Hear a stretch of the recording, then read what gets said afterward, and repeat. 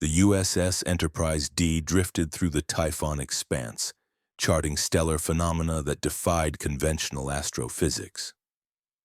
Captain Jean-Luc Picard stood on the bridge, Earl Grey, tea in hand, discussing subspace particle decay with Commander Data when reality itself tore open. The rift appeared 3 meters above the command center, a shimmering wound in space-time that screamed with exotic energy. 2 figures erupted through it, locked in mortal combat. They crashed onto the deck with superhuman force, cracking the reinforced flooring. Picard's tea shattered.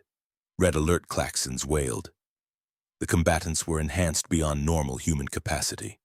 The first wore a suit of golden armor, technological and organic, moving with predatory grace. His opponent, clad in black with silver accents, rolled with the impact and launched a counterattack. In their movements blurred, energy discharged from weapons integrated into their suits. The Golden Warrior's clawed strike could have disemboweled a Klingon. The black-suited defender absorbed the kinetic energy and redirected it with devastating precision. "Security to the bridge!"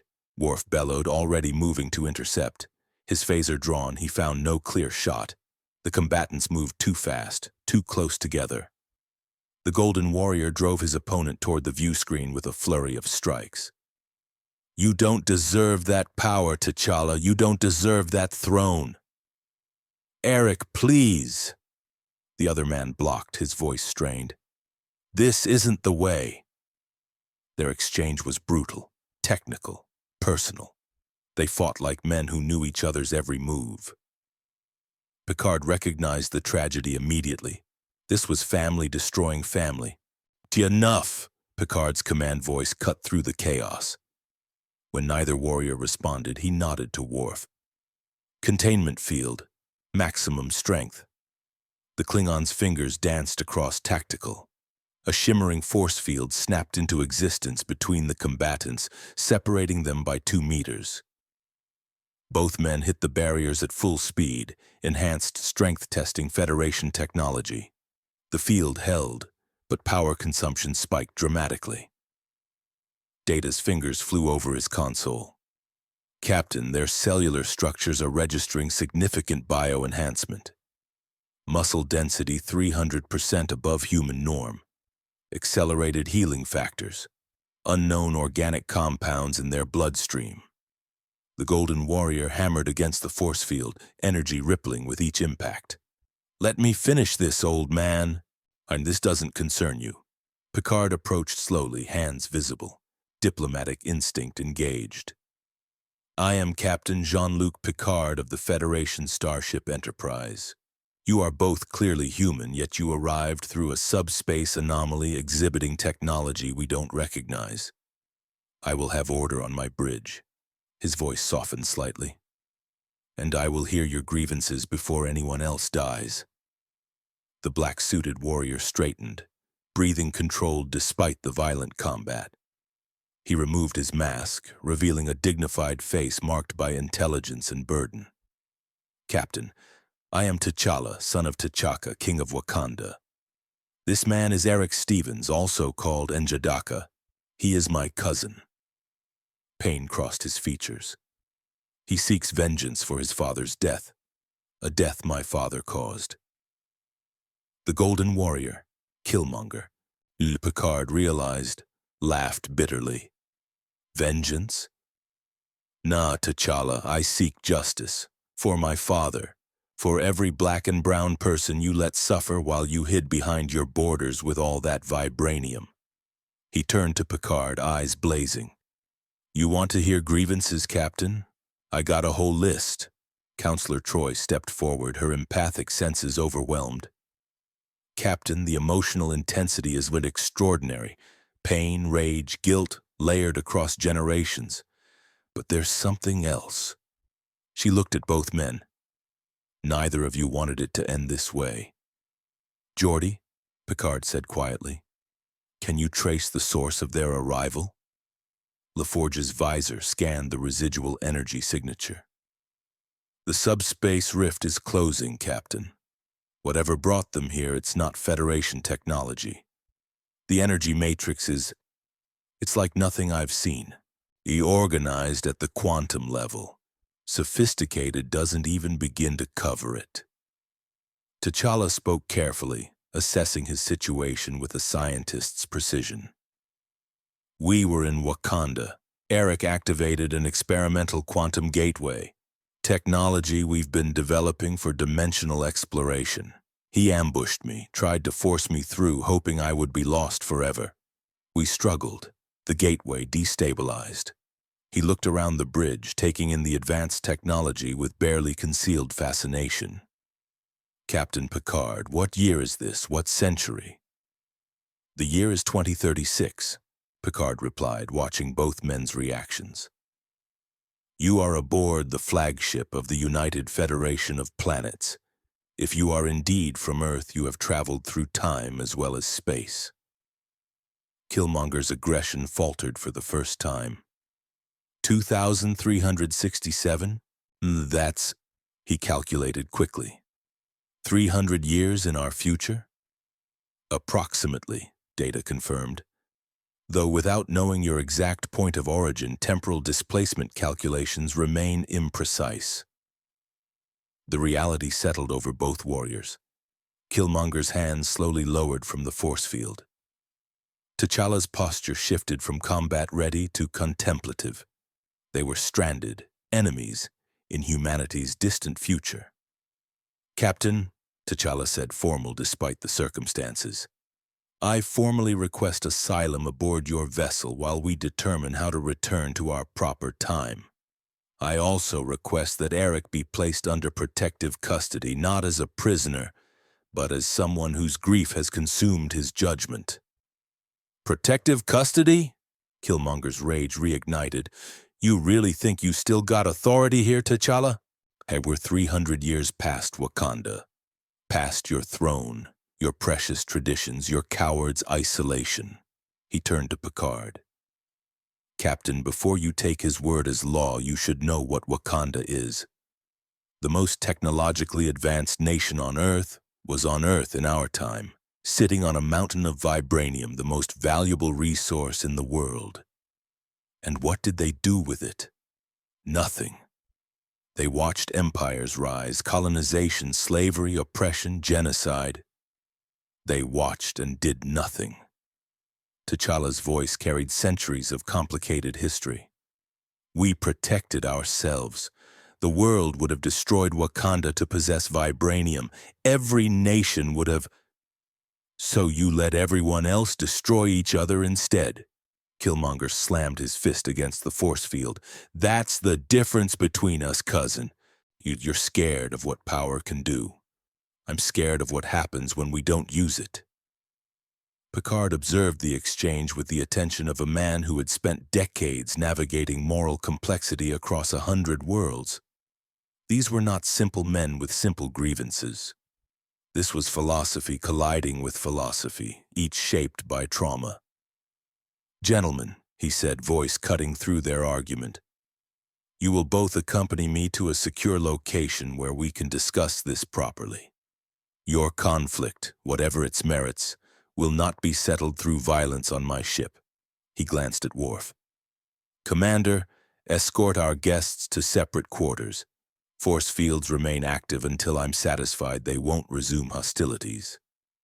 Aye, Captain, Worf rumbled, clearly relishing the challenge of containing two enhanced warriors.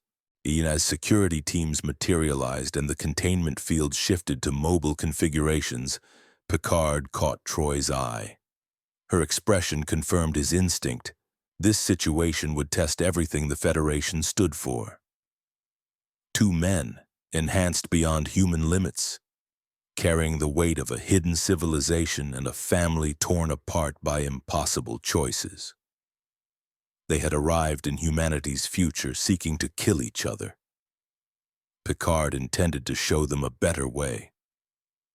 If you want to see more characters enter different universes, hit that subscribe button and drop the name of a character and the universe you'd want to see them in down in the comments below. To boldly go where no one has gone before. The Enterprise had encountered many threats. But Picard suspected these two enhanced warriors would prove to be something far more complex than enemies, and they were a mirror reflecting humanity's oldest question. When you possess the power to change the world, what obligation does that power carry? Captain's ready room had become a diplomatic negotiation space, though the participants were separated by transparent aluminum barriers that Geordi had hastily installed. T'Challa sat with dignified composure in one section, his Black Panther suit retracted to reveal traditional Wakandan formal wear beneath, intricate patterns that Data would later identify as incorporating advanced nanotechnology. Killmonger occupied the opposite section, golden suit still active, a caged predator calculating angles. Picard sat between them, the physical embodiment of mediation. Counselor Troy stood nearby, monitoring emotional undercurrents. Commander Riker leaned against the wall, arms crossed, ready for violence if these enhanced men decided force fields weren't enough. "Let us begin with facts," Picard said, his diplomatic voice engaging. You are T'Challa, King of Wakanda, a nation I confess I have never encountered in Federation historical records. And you, Mr. Stevens." "Killmonger," he interrupted. "Eric Killmonger. I earned that name." "Mr. Killmonger, then." Picard's tone remained neutral. "You are cousins, enhanced by some form of biological augmentation, engaged in what appears to be a succession dispute with deep personal tragedy woven throughout." He steepled his fingers. "I need to understand what Wakanda is, what you both represent, and why you were trying to kill each other aboard my ship." T'Challa spoke first, his voice carrying the weight of kingship and scholarship. "Captain, Wakanda has existed in secret for millennia. When a vibranium meteorite struck East Africa thousands of years ago, my ancestors discovered the metal's unique properties. It absorbs vibration, stores kinetic energy, and possesses molecular characteristics that make it the most versatile material on Earth. We built an advanced civilization hidden behind holographic barriers and misinformation. To the outside world, we appeared as a poor agricultural nation. In truth, we developed technology centuries ahead of global advancement." Data's golden eyes reflected curiosity. "A classic non-interference protocol applied to your own species. Fascinating. Similar to Vulcan observation of pre-warp Earth, though you shared the same homeworld as those you observed." "We didn't just observe," Killmonger interjected, his Oakland accent sharpening his words. "We watched. There's a difference, Commander. Wakanda watched the slave trade, watched colonization, and watched my ancestors, T'Challa's ancestors, get chained, beaten, killed while sitting on technology that could have stopped all of it." His hands clenched. "My father, Prince Njobu, he was sent to America as a war dog, a spy. He saw the struggle, the oppression. He wanted to share vibranium weapons, arm our people worldwide, level the playing field.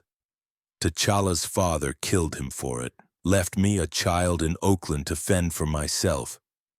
The pain in Troy's expression deepened. "Captain, the trauma is..."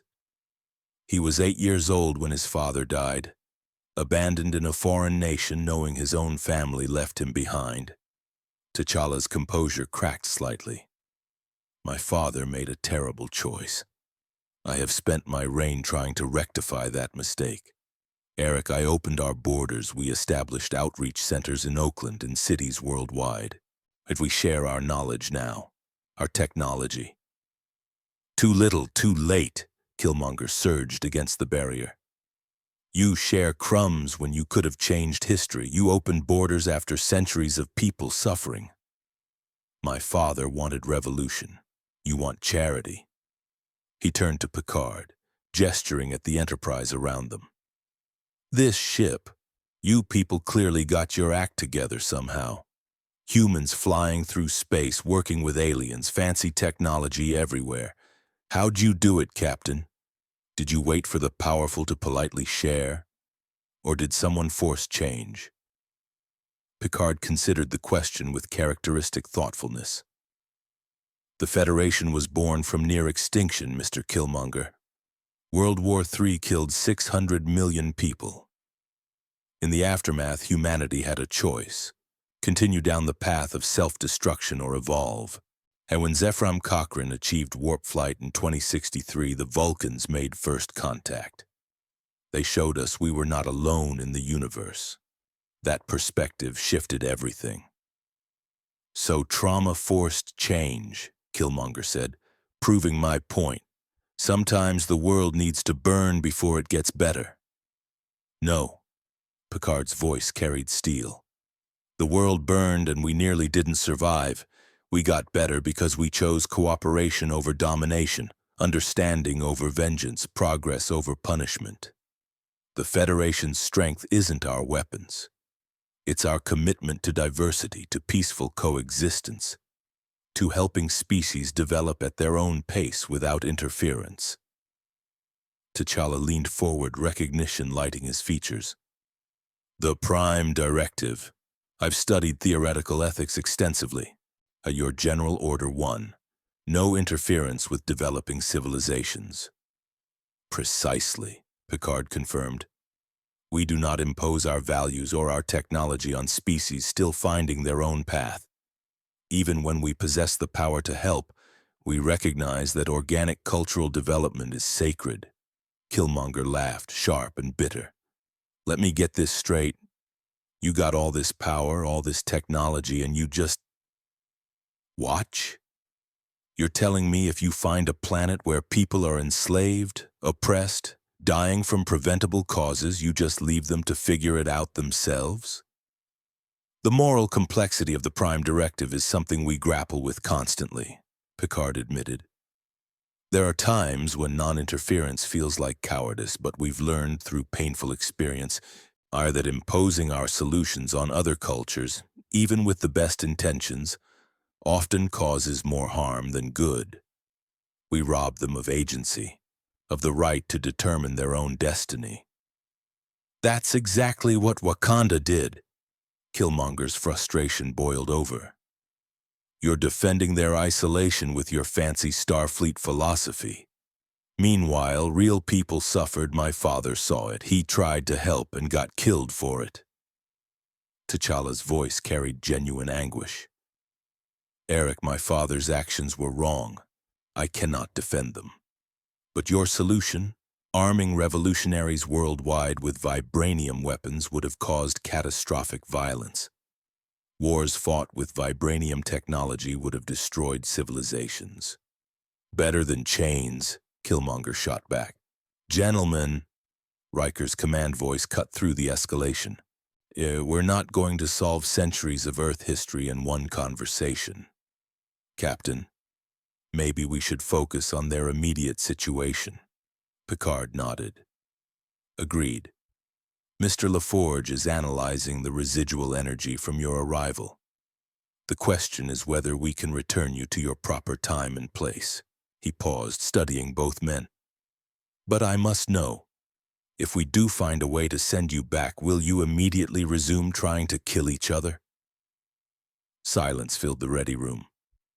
Both warriors avoided eye contact, the honest answer too painful to voice. Troy spoke softly. They don't want to kill each other. They want the other to understand, to acknowledge their pain, to validate their choices.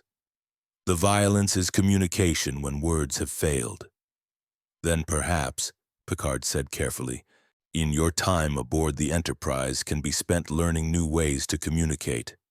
You both represent philosophies about power and responsibility. The Federation has spent 200 years exploring those very questions across thousands of worlds. You might find perspectives here that neither Wakanda's isolation nor Mr. Killmonger's revolution considered. T'Challa inclined his head. I would welcome such discourse, Captain. My role as king requires me to constantly question whether Wakanda's path is just. Learning from humanity's future could inform our present. Should we return? Killmonger's expression remained guarded, but calculation replaced pure rage. What about our enhancements? The heart-shaped herb that gives us our abilities. It's connected to Wakandan soil, to Bast, our Panther goddess. Being here centuries in the future, does it still work? Your cellular enhancements appear stable, Data reported, consulting a pad with medical data from Dr. Crusher. The doctor has completed preliminary scans. Your metabolisms process nutrients with remarkable efficiency. Muscle density remains enhanced. Healing factors are functioning. Whatever biological modifications you possess, they are self-sustaining. And our suits? T'Challa asked. Vibranium technology? Geordi's voice came through the comm system. Captain, I'm in engineering analyzing the vibranium samples their suits shed during the altercation. This stuff is incredible. The molecular structure absorbs kinetic energy and stores it almost indefinitely. We've got nothing like it in Federation materials science. The applications for shields, hull plating, even warp field stabilization. He paused. Sir, if word gets out about this metal, every power in the quadrant is going to want it. Picard's expression darkened with realization. Which brings us to a critical problem. Your arrival was not subtle. You appeared through a subspace rift that would have registered on sensors across several sectors. The energy signature was distinctive, unprecedented. He met both men's eyes. Other parties will investigate. As if summoned by his words, the comm system chirped. Lieutenant Worf's voice carried urgent tension. Captain, to the bridge. Long-range sensors have detected a Romulan warbird on approach. They are hailing us. Picard stood immediately. On my way. He looked at T'Challa and Killmonger. Gentlemen, you are about to meet one of the Federation's most dangerous adversaries. The Romulans are masters of espionage, manipulation, and acquiring technology that provides strategic advantage. They will have detected your arrival signature, and they will want to know what it was. Killmonger's predatory smile returned. So we've got company. Good. I was getting bored with the philosophy lecture. This is not a combat situation, Picard warned. This is diplomacy at its most delicate. The Romulans respect strength, but they respond to cunning. Any display of your enhanced abilities will make you targets for acquisition or elimination. T'Challa nodded, understanding. We will follow your lead, Captain. Wakanda has centuries of experience keeping secrets from those who would exploit them. Let's hope that experience translates to the 24th century, Riker muttered. As they moved toward the bridge, Picard found himself considering an uncomfortable parallel. Wakanda had hidden from the world, protecting its resources and technology, not unlike the Federation's prime directive protecting developing worlds. Killmonger's rage at that isolation mirrored the frustration Picard himself sometimes felt when forced to watch suffering he could theoretically prevent. Both Wakandans represented valid philosophical positions.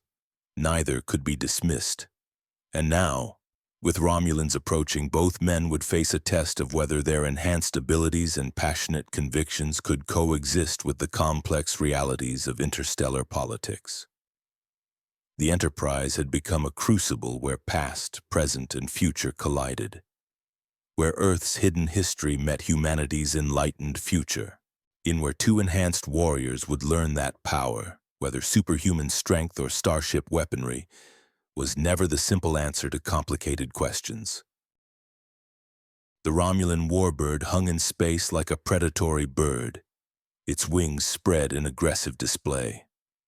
On the Enterprise view screen, Commander Tomalak appeared, a face Picard knew too well. The Romulan officer's expression mixed curiosity with barely concealed ambition. Captain Picard, Tomalak's smooth voice filled the bridge. Always a pleasure to encounter the Federation's finest.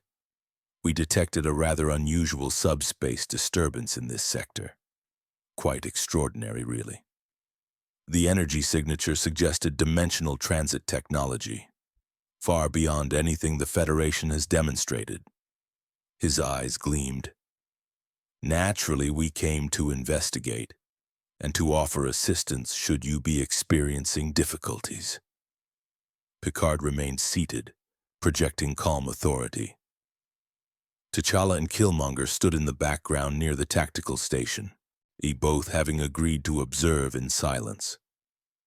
Worf positioned himself strategically between them and the view screen, a living barrier should diplomacy fail. Commander Tomalak, your concern is noted but unnecessary. We are conducting routine scientific investigation of stellar phenomena in the Typhon expanse. The disturbance was an unexpected subspace pocket now dissipated. Nothing that requires Romulan attention. Tomalak's smile never reached his eyes. How curious. Our sensors indicate the disturbance originated on your vessel, not in the surrounding space. They also detected 2 distinct organic signatures that appeared simultaneously with the energy spike.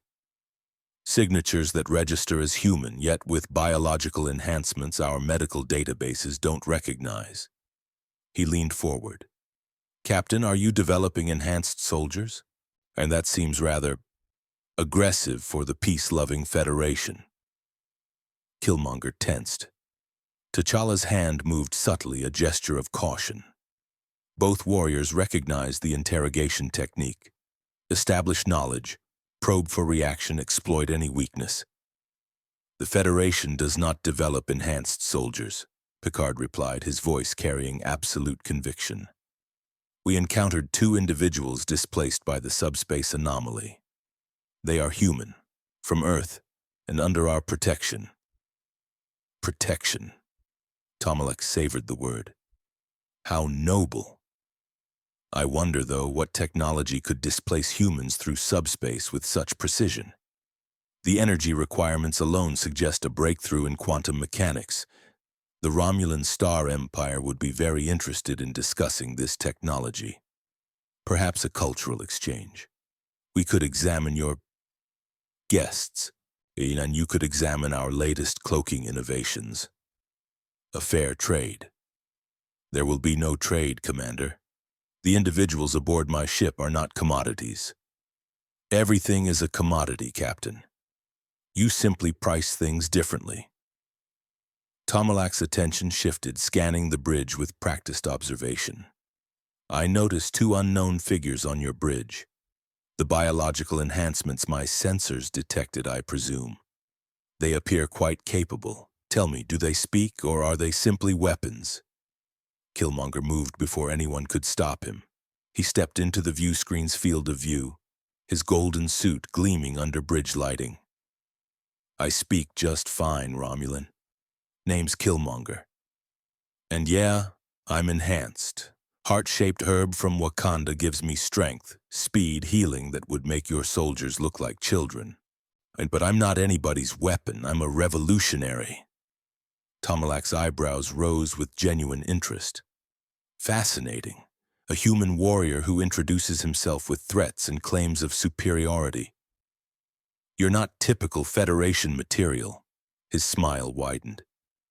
Tell me, Killmonger, what revolution do you fight? And what would the Romulan Empire need to offer to gain your services?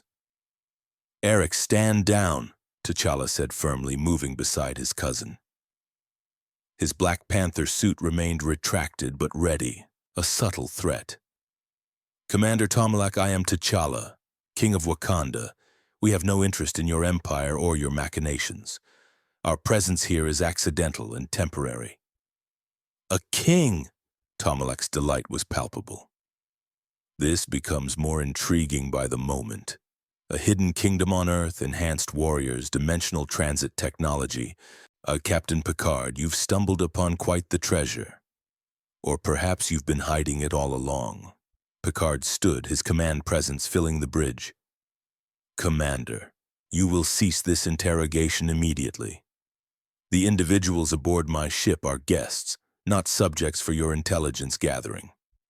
If you have legitimate concerns about the subspace disturbance, I'm happy to share our scientific data. Otherwise, this conversation is concluded. Scientific data. Tomalak's tone shifted, becoming more dangerous. Very well, Captain. I'll file a formal inquiry with the Romulan Senate. But know this. My government will be very interested in these enhanced humans and their technology. The balance of power in this quadrant depends on technological parity. If the Federation has access to dimensional transit and biological enhancement, then the Empire must have the same. Otherwise, he let the implication hang. Otherwise what? Killmonger challenged. You'll attack? Go ahead. Let's see how Romulan warships handle Wakandan warriors who fought gods and monsters. T'Challa grabbed his cousin's arm. Eric, silence. You're playing into exactly what he wants. But Tomalak had seen enough. Captain, a word of advice. Your guests are volatile. Powerful, yes, but undisciplined. In your enlightened Federation, such individuals are anomalies. But in the wider galaxy, they are assets or threats. The Romulan Star Empire will be watching. Should your warriors seek a more appreciative audience for their capabilities, we are always recruiting. The channel closed. The Warbird maintained position, sensors undoubtedly recording every emission from the Enterprise. Picard turned slowly to face Killmonger, his expression thunderous. What you just did was extraordinarily dangerous. You revealed capabilities, you showed aggression, and you gave the Romulans exactly what they wanted. Confirmation that something unprecedented is aboard this ship. I ain't hiding from anybody, Killmonger shot back. I spent my whole life watching Wakanda hide. I'm done with that. If these Romulans want to fight, they don't want to fight, Riker interrupted, his voice sharp. They want intelligence. They want to understand you, categorize you, find your weaknesses, and then either recruit you or eliminate you. You just made yourself and T'Challa targets for every intelligence agency in the quadrant. T'Challa's disappointment was evident. Eric, your impulsiveness may have jeopardized our chances of returning home. And if the Romulans acquire Wakandan technology... Don't lecture me about consequences, Killmonger's rage exploded. You think I don't know what I'm doing? That Romulan recognized strength. He respected power. Meanwhile, your Starfleet captain here wants us to be polite guests, smile and nod while they study us like lab rats. No one is studying you like lab rats, Picard said coldly. But you are guests on my ship in my time, subject to my command. If you cannot control yourself, I will have you confined to quarters under guard. Enhanced or not, you will respect the chain of command. Data spoke into the tense silence, his analytical voice a counterpoint to heated emotions. Captain, the Romulan Warbird is holding position at maximum sensor range. Their configuration suggests active scanning. They are attempting to penetrate our shields with focused tachyon beams. Standard intelligence gathering procedure. Raise shields. Polarize the hull plating, Picard ordered. He looked at Geordi. Mr. LaForge, I want any samples of vibranium secured in a level 10 containment field. If the Romulans manage to transport anything off this ship, it won't be Wakandan technology. Already on it, Captain, Geordi confirmed. Counselor Troy approached T'Challa and Killmonger carefully. You both need to understand what you represent in this time. In our era, humanity has moved beyond nationalism, beyond resource hoarding, beyond the kinds of conflicts that defined your century. But that doesn't mean such conflicts don't exist among other species. The Romulans, the Cardassians, the Ferengi, they all operate on principles of power, acquisition, and strategic advantage. You've just shown them that Earth possessed secrets even in your primitive era. That makes you valuable. T'Challa absorbed this, his strategic mind processing. They'll attempt to capture us, to study our enhancements and reverse engineer vibranium. Or they'll try to recruit you, Worf added, his Klingon perspective adding weight. Warriors of your capability would be prized assets. The Romulans would offer you resources, armies, technology. Mr. Killmonger's revolutionary rhetoric would appeal to their expansionist philosophy. Killmonger's expression turned calculating. What if I'm interested? You people keep talking about your prime directive, your non-interference. The Romulans sound like they actually use their power. Maybe I'd rather work with people who aren't afraid to act. The bridge went silent. Every officer stared at Killmonger, measuring whether he was serious. T'Challa's voice dropped to deadly quiet. Eric, if you allied with the Romulans, you would become everything you claim to fight against. An oppressor, a colonizer. They wouldn't help liberate anyone. They would enslave entire worlds using our technology. You don't know that, Killmonger challenged. You're taking these Starfleet people at their word. For all we know, the Federation's the oppressor and the Romulans are the revolutionaries. Picard moved between them, his authority absolute. Allow me to clarify, Mr. Killmonger. The Romulan Star Empire is a military dictatorship built on conquest, secrecy, and the subjugation of conquered species. The Tal Shiar, their intelligence service, makes your most ruthless intelligence agencies look benevolent, and they have occupied planets, enslaved populations, and engineered biological weapons designed to commit genocide against species they deem inferior. His voice hardened. If you believe they share your revolutionary ideals, you are catastrophically mistaken. How do I know you're telling the truth? Killmonger demanded. Wakanda told the world they were poor farmers while building paradise behind walls. Everybody lies.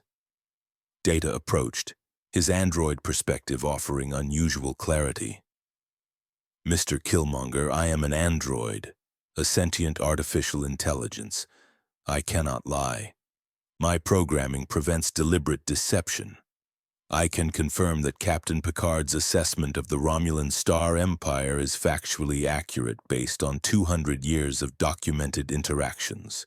They are not liberators, they are conquerors. Killmonger studied data and trying to find the deception, the angle. Finding none, his certainty wavered slightly. T'Challa seized the opening. Eric, listen to me, not as your king, as your cousin. As family. I know you believe I betrayed our people through inaction. Perhaps you're right. But don't compound that mistake by acting without understanding. These people, this Federation, they've achieved what we both wanted. Human unity, cooperation across cultures, peace without domination. Study it before you dismiss it. Peace built on watching others suffer, Killmonger muttered, but the fight had drained from his voice. The isolation of their situation was settling in. Two warriors from the 21st century, stranded in a future where their conflicts seemed primitive, their certainties challenged by perspectives they couldn't easily dismiss. Madame Picard's expression softened marginally. Gentlemen, you are both experiencing temporal displacement, cultural shock, and the strain of your personal conflict. I suggest you take time to observe, to learn about the century you've arrived in. Dr. Crusher has prepared quarters for each of you, separated but comfortable. There will be guards, for your protection as much as ours. House arrest, Killmonger said flatly. Protective custody, Picard corrected. Until we determine how to safely return you to your time, or until you've demonstrated that you can exist aboard this ship without threatening each other or our mission. The choice is yours. Cooperation leads to freedom. Violence leads to confinement. T'Challa nodded acceptance. I understand, Captain. Thank you for your patience with us. Eric and I have brought our family tragedy into your home. That was not our intention. Your tragedy, Picard said gently, is humanity's tragedy written across every civilization. The powerful who do nothing, the angry who do too much, the balance between them, that is the eternal question. Perhaps your time here can help both of you find answers. As security teams escorted both warriors off the bridge, Riker moved beside Picard. You really think we can get them to work together? They want to kill each other. They want to be heard, number one. Understood. Validated. Picard watched them disappear into the turbolift. Violence is what happens when communication fails.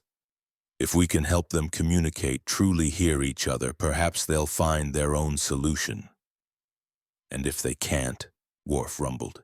Picard turned back to the view screen where the Romulan warbird continued its patient vigil.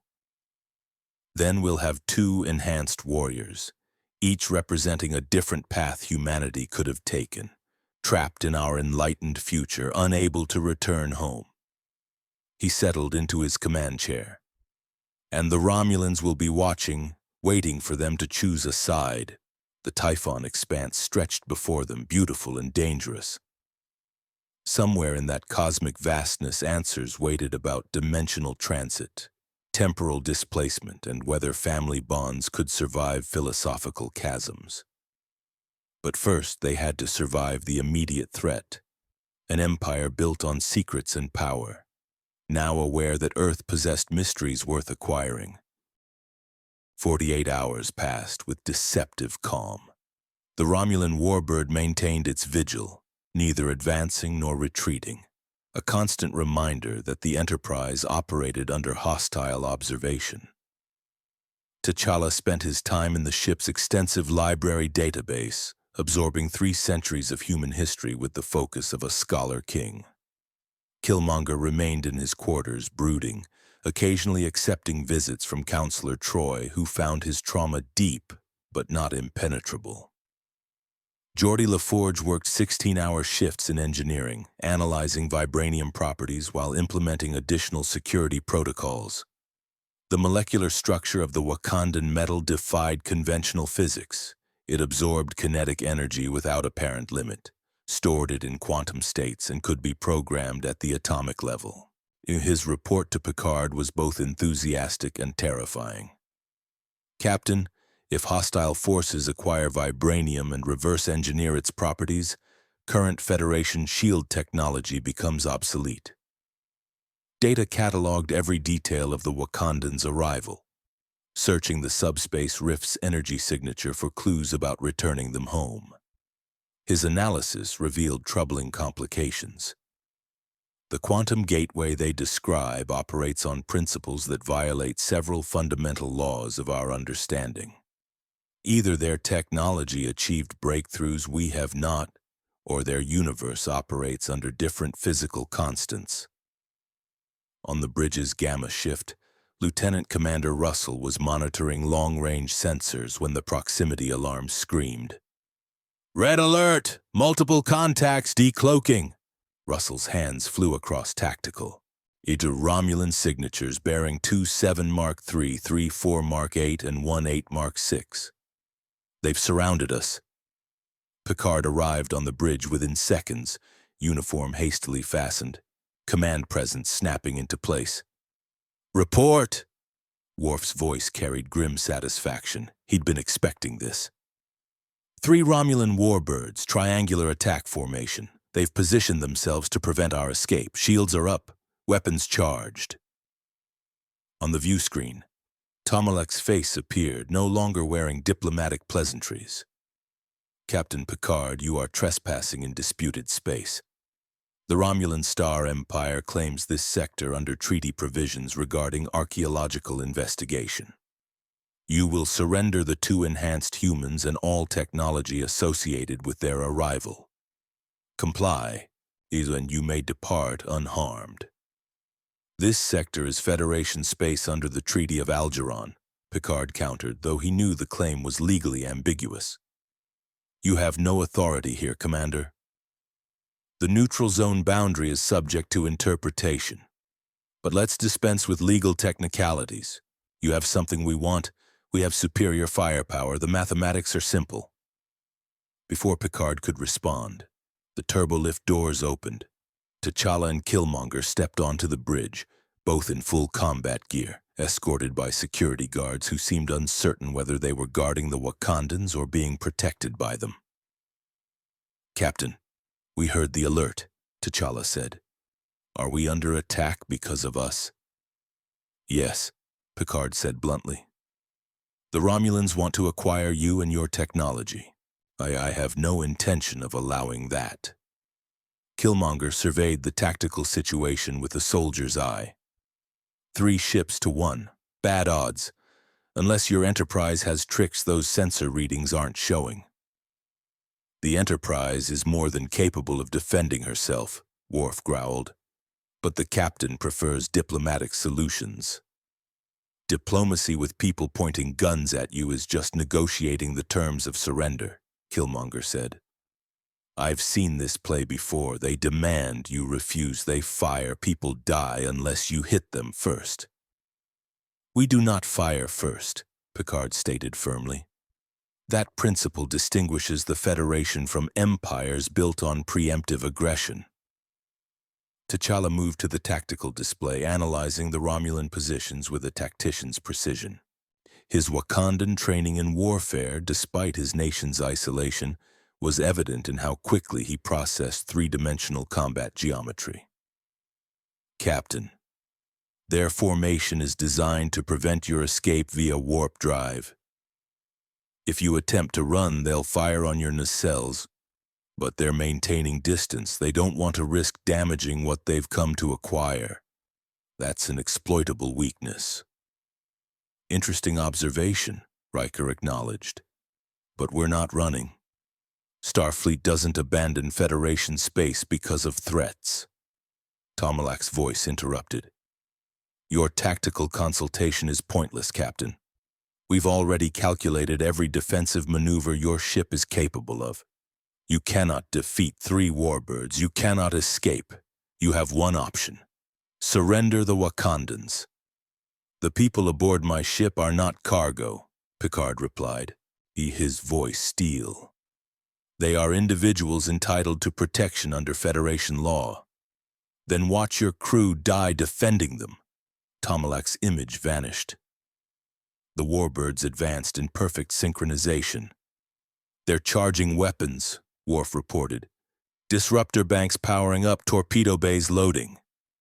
Picard stood, straightening his uniform, a gesture of defiance and calm. Raise shields, arm photon torpedoes, target lead warbirds' weapons arrays, prepare evasive pattern Beta 7. Captain, Data interjected from Ops. I am detecting an anomaly in the energy readings from Mr. Killmonger's and King T'Challa's suits. The vibranium is responding to the Romulan weapons charging. It appears to be resonating with the disruptor frequencies. Geordi's voice came through from engineering. He's right, Captain. And the vibranium is absorbing ambient energy from the Romulan targeting systems. It's like it's preparing to absorb their attack. Killmonger looked down at his golden suit, feeling the energy building. Huh. That's new. Usually it just absorbs kinetic impact. But these Romulan weapons are putting out some kind of energy field. T'Challa's eyes widened with realization. The suits were designed to absorb and redistribute kinetic energy. But vibranium responds to all forms of energy. Geordi, if they fire on us, could the suits theoretically absorb the disruptor blasts? In theory, yes, Geordi confirmed. But I have no idea how much energy you could absorb before reaching saturation. And if you release it all at once? We'd hit like a bomb, Killmonger finished, his predatory grin returning. Finally, some good news. Absolutely not, Picard said immediately. I will not use you as weapons. There are other options. The ship rocked violently. Sparks erupted from consoles. The Romulans had fired. Not a killing blow, but a demonstration. Shields holding at 85%, Worf reported. Minor damage to Deck 7, Section 12. No casualties. Tomalak's face reappeared, smug with power. A warning shot, Captain. The next volley will target your warp nacelles, then your impulse engines, then life support. We will systematically dismantle your ship until you surrender what we want. You have 30 seconds to decide. Give us the Wakandans, or watch your crew suffocate. Killmonger moved to the center of the bridge, his voice cutting through the tension. "Captain, I ain't good at following orders, never have been. But I'm real good at two things, fighting and recognizing when someone's got your back.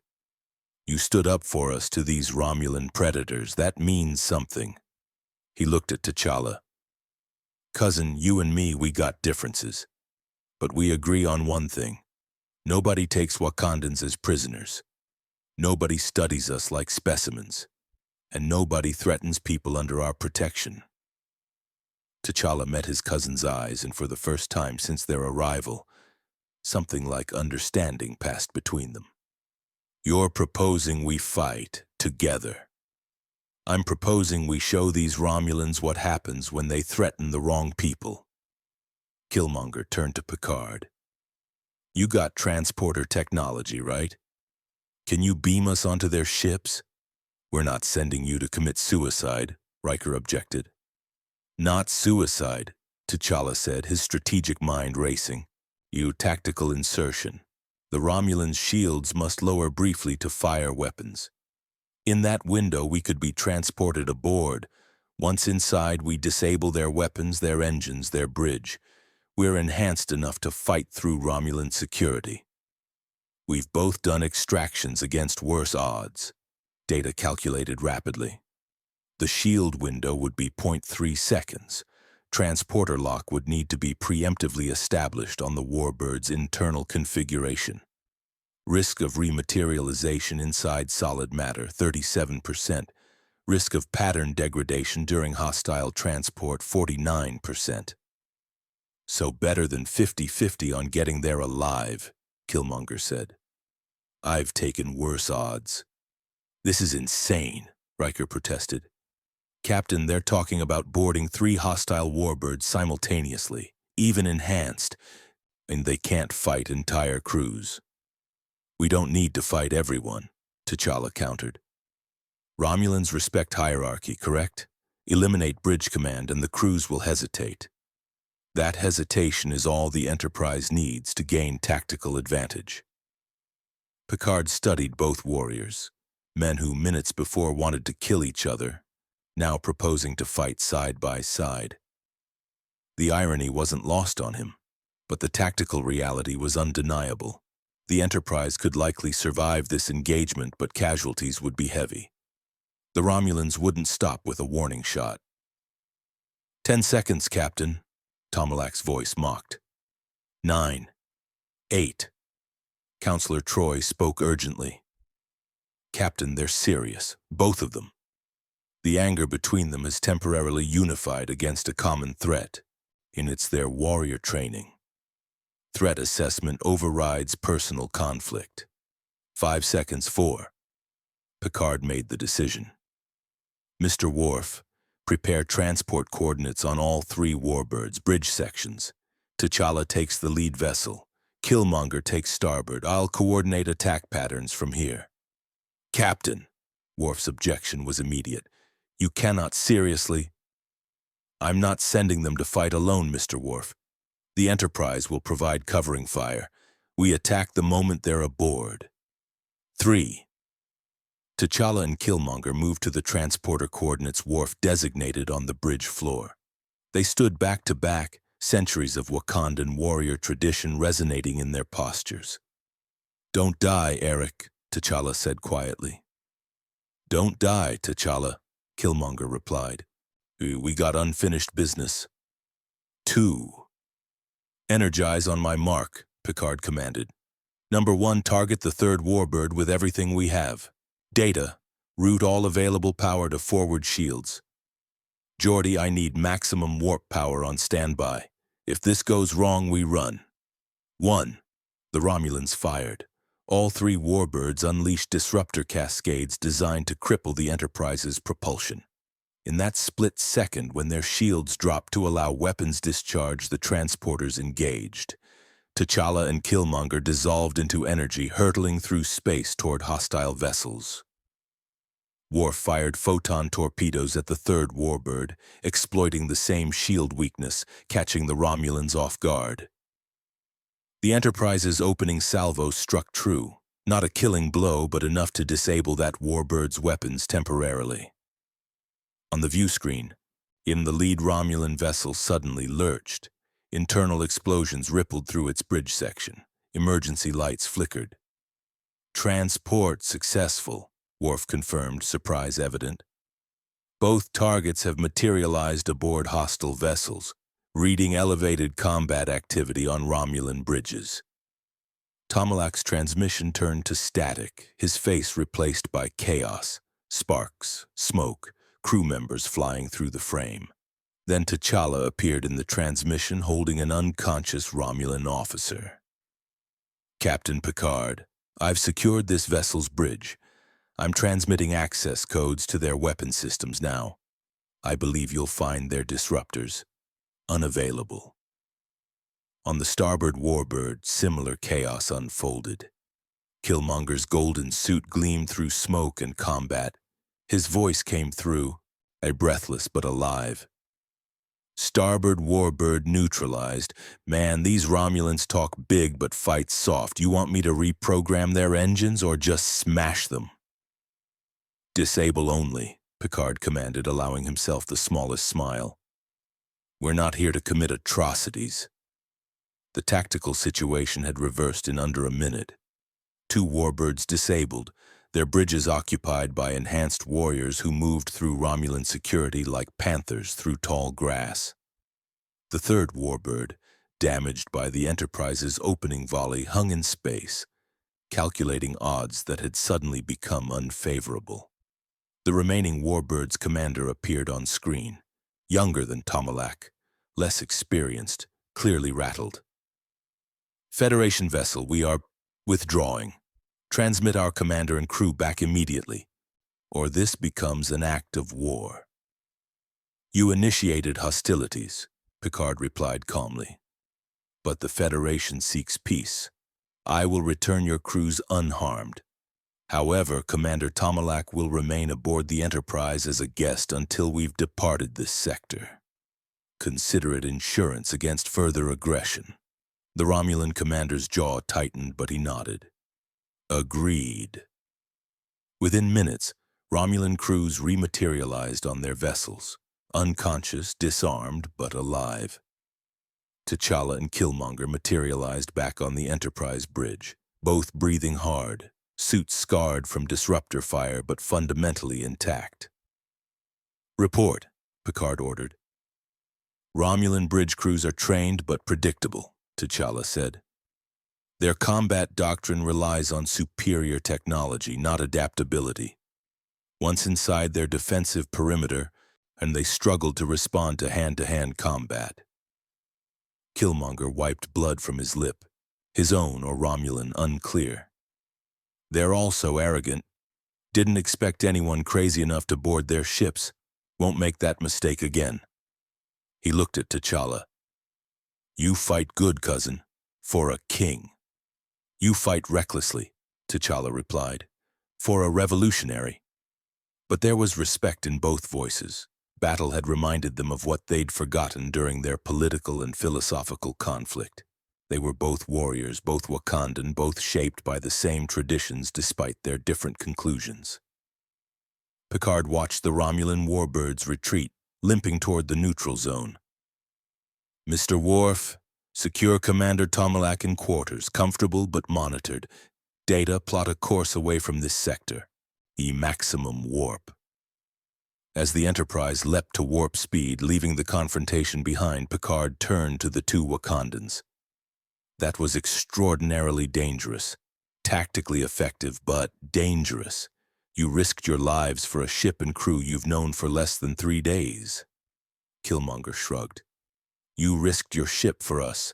Seemed fair. T'Challa bowed slightly. Captain, in Wakanda, there is a saying. In times of crisis, the wise man builds bridges while the fool builds barriers. You built a bridge to us when you could have surrendered us to the Romulans. We honor that. Besides, Killmonger added with dark humor, now the whole damn galaxy knows about us. No putting that genie back. Might as well make sure the people we fight alongside are the right ones. Troy smiled. Progress, and they're thinking like allies instead of enemies. Temporary alliance, Killmonger corrected. T'Challa and I still got issues. Indeed we do, T'Challa agreed. But perhaps, cousin, we can discuss those issues without trying to kill each other, at least while we're trapped in the future. Riker exhaled, tension finally releasing. Captain, did we just witness two blood enemies bond over beating up Romulans? It would appear so, number one. Picard allowed himself a rare, full smile. Perhaps there's hope for them yet. But even as relief settled over the bridge, long-range sensors detected something troubling. Data's voice cut through the celebration. Captain, I am detecting a subspace message transmitted by the Romulans before their retreat. It was broadcast on all frequencies, encoded for intelligence networks throughout the quadrant. Content? Picard asked, though he already suspected. A bounty offer. The Romulan Star Empire is offering substantial rewards for information regarding enhanced human warriors from Earth possessing advanced metallic technology and superhuman combat abilities. The message includes sensor data from our engagement. Data paused. Captain, we have made them famous. Every mercenary, intelligence agency, and opportunistic faction now knows they exist. Killmonger and T'Challa exchanged glances. Their brief alliance had solved one problem but created a dozen more. They were no longer just two warriors displaced in time. They were prizes, targets, opportunities. And somewhere in the depths of space, entities far more dangerous than Romulans were taking notice. The Enterprise conference room had become a classroom, though the students were hardly ordinary. T'Challa sat at the table with regal posture, absorbing information through a pad that displayed 3 centuries of human advancement. Killmonger paced like a caged animal, unable to sit still while fundamental beliefs were challenged. Captain Picard stood at the head of the table with Data, Troy, and Dr. Crusher providing different perspectives on the Federation's most sacred principle. The Prime Directive, Picard began, his voice carrying the weight of decades wrestling with its implications, is officially designated as General Order 1. It states that Starfleet personnel may not interfere with the natural development of any society that has not yet achieved warp capability. This includes providing technology, medical aid, or even revealing our presence, regardless of the consequences. Killmonger stopped pacing. Regardless of the consequences. So if you find a planet where people are dying from a disease you could cure in 5 minutes, you just watch them die? Yes, Picard said simply. The word hung in the air like an accusation. That's barbaric, Killmonger said flatly. You're telling me you've got all this power, all this knowledge, and you let people suffer because of a rule? How is that different from Wakanda watching the slave trade? T'Challa leaned forward, genuinely curious despite the challenge to his own philosophy. Captain, I understand the theoretical reasoning, allowing cultures to develop organically, avoiding cultural contamination. But Eric's question is valid. Where's the moral line between respecting autonomy and accepting preventable death? Dr. Crusher spoke, her medical ethics providing grounding perspective. I've faced that question more times than I can count. I've watched people die from diseases I could cure. Children, entire villages, and every time I've had to ask myself, am I respecting their culture or am I just hiding behind rules to avoid moral responsibility? And what answer did you find? T'Challa asked. That it depends, Crusher admitted. The Prime Directive isn't about avoiding responsibility. It's about recognizing that our solutions might not be their solutions. That imposing our values, even benevolent ones, is a form of colonization. We've seen repeatedly throughout history what happens when technologically advanced civilizations help less developed ones. And the help becomes control. The gift becomes debt.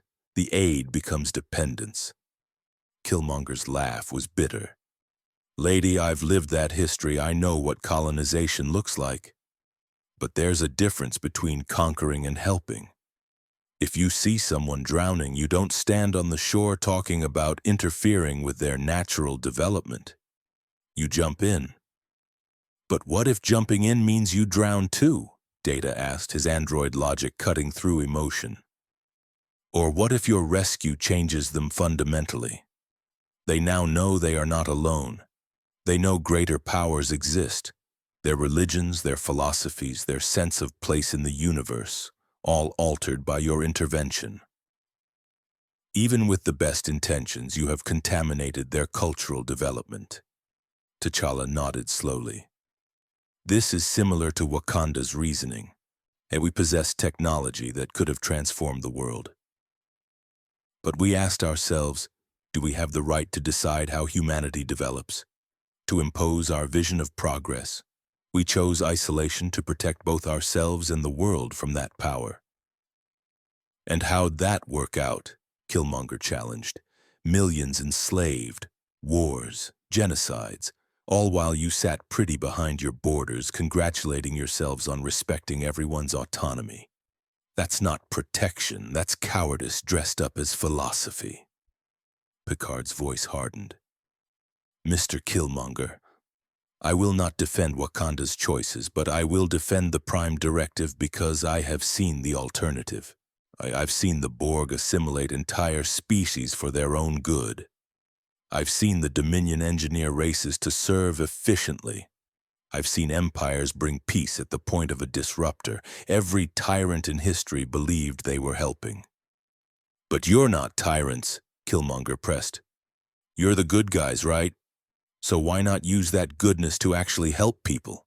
Troy interjected, her empathic senses reading the room's emotional complexity. Because power corrupts even the well-intentioned. The moment we decide we know better than a developing civilization about their own needs, we've crossed a line. We've become gods deciding mortal fate, and gods, in my experience, rarely serve their subjects well. But you do intervene sometimes, T'Challa observed, his strategic mind finding the contradictions. You fought the Romulans to protect us. You engage in diplomatic relations. Where exactly is this line you claim to honor? Picard sat, the question clearly one he'd asked himself countless times. The line is warp capability. Once a civilization develops faster than light travel, they've demonstrated technological sophistication that suggests they're ready for contact with the wider galaxy. They've solved certain fundamental questions about physics, organized their society sufficiently to accomplish interstellar travel, and proven they won't destroy themselves with the knowledge we bring. That's arbitrary, Killmonger said. You're telling me a civilization one day away from inventing warp drive deserves to die from a plague you could cure, but the day after they invent warp drive, suddenly they're worth saving. Yes, Picard admitted. It is arbitrary. It is imperfect. But it is the best standard we have found to balance our capability with their autonomy. Data pulled up historical records on the conference room view screen. Perhaps examining specific cases would illuminate the principle. There is the incident at Mintaka 3, where a Federation observation post was discovered by the native population. Captain Picard was forced to reveal himself to prevent the natives from developing cargo cult worship. Or the Ventax 2 case, where cultural stagnation resulted from belief in a mythological contract. Or the Boral 2 situation, where Dr. Nikolai Rozhenko violated the Prime Directive to save a pre-warp civilization from extinction. What happened in that last one? T'Challa asked. Crusher's expression darkened. Nikolai saved one village, transported them to a new planet without their knowledge, let them believe they'd simply migrated. They survived, but he lied to them, manipulated their memories and denied them the truth of their own history. Some call it heroic, others call it the worst kind of paternalism, deciding another species doesn't deserve to know reality. But they lived, Killmonger said. That village survived. Isn't that what matters? At what cost? Picard challenged. Their entire civilization was destroyed. The one village that survived exists in a lie. Their children will grow up not knowing the truth of where they came from. Is that life? Or is that a living museum exhibit preserved for our conscience? The room fell silent. Both Wakandans wrestled with the scenario's implications. T'Challa spoke carefully. Captain, I begin to understand why this principle troubles you. It is a constant negotiation between power and restraint, between capability and wisdom. Wakanda faced similar questions. We possessed weapons that could have ended World War II in days. We possessed medical technology that could have cured countless diseases, but we asked ourselves, if we intervene once, where do we stop? Do we become the world's protector? Its ruler? Its god? Exactly, Picard said. The Prime Directive is our acknowledgement that we do not have the wisdom to be gods. That even with the best intentions, imposing our will on developing civilizations is a form of violence. Killmonger moved to the view screen, studying the historical cases Data had displayed. His Oakland accent thickened with emotion. You know what I hear? I hear privilege. And I hear people with full bellies and safe homes talking about respecting the autonomy of people who are starving and dying. I grew up in Oakland watching people suffer from poverty, violence, systemic oppression. And you know what the powerful people said? We can't just intervene, we have to respect their community, their choices, their development. Meanwhile, kids died. That's what your Prime Directive sounds like to me.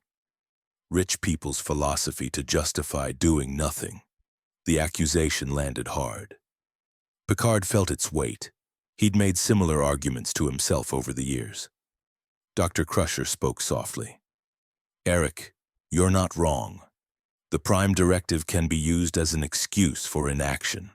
It can be wielded by cowards who hide behind principles to avoid difficult choices. But it can also be wielded by the wise who recognize that some problems don't have solutions, only choices between different kinds of harm. So you're saying sometimes people have to die so we can feel good about respecting their autonomy? Killmonger's voice dripped with contempt. No, Picard said firmly.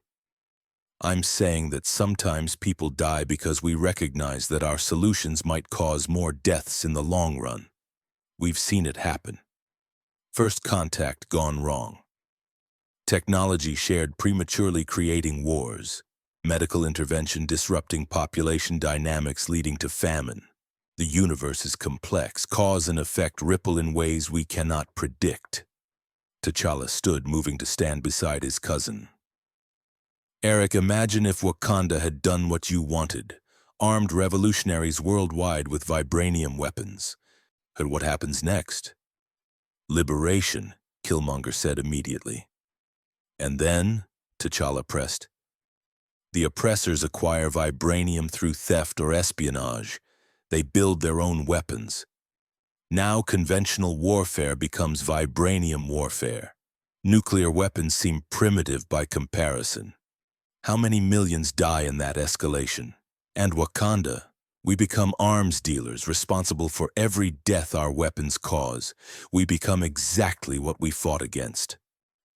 Or, Killmonger countered, Wakanda leads a global revolution, takes control, enforces peace through superior power. No more wars because nobody can challenge us. That is empire, Data observed. Pax Wakanda, similar to historical Pax Romana or Pax Britannica. Peace enforced through overwhelming military superiority. History suggests such peace is temporary and purchased with the subjugation of those conquered. Killmonger's frustration boiled over. So what's the answer? Just accept that people suffer? That the strong watch the weak die and call it respecting their development? That's bullshit philosophy designed to let powerful people sleep at night. Picard stood, moving close to Killmonger, meeting his anger with compassionate intensity. You want an answer? There isn't one. There is only the question asked over and over in every situation. What is the right thing to do? Sometimes the answer is intervene, sometimes it's abstain, sometimes it's a compromise that satisfies no one. But the Prime Directive ensures we ask the question. It ensures we don't act from arrogance or assumption.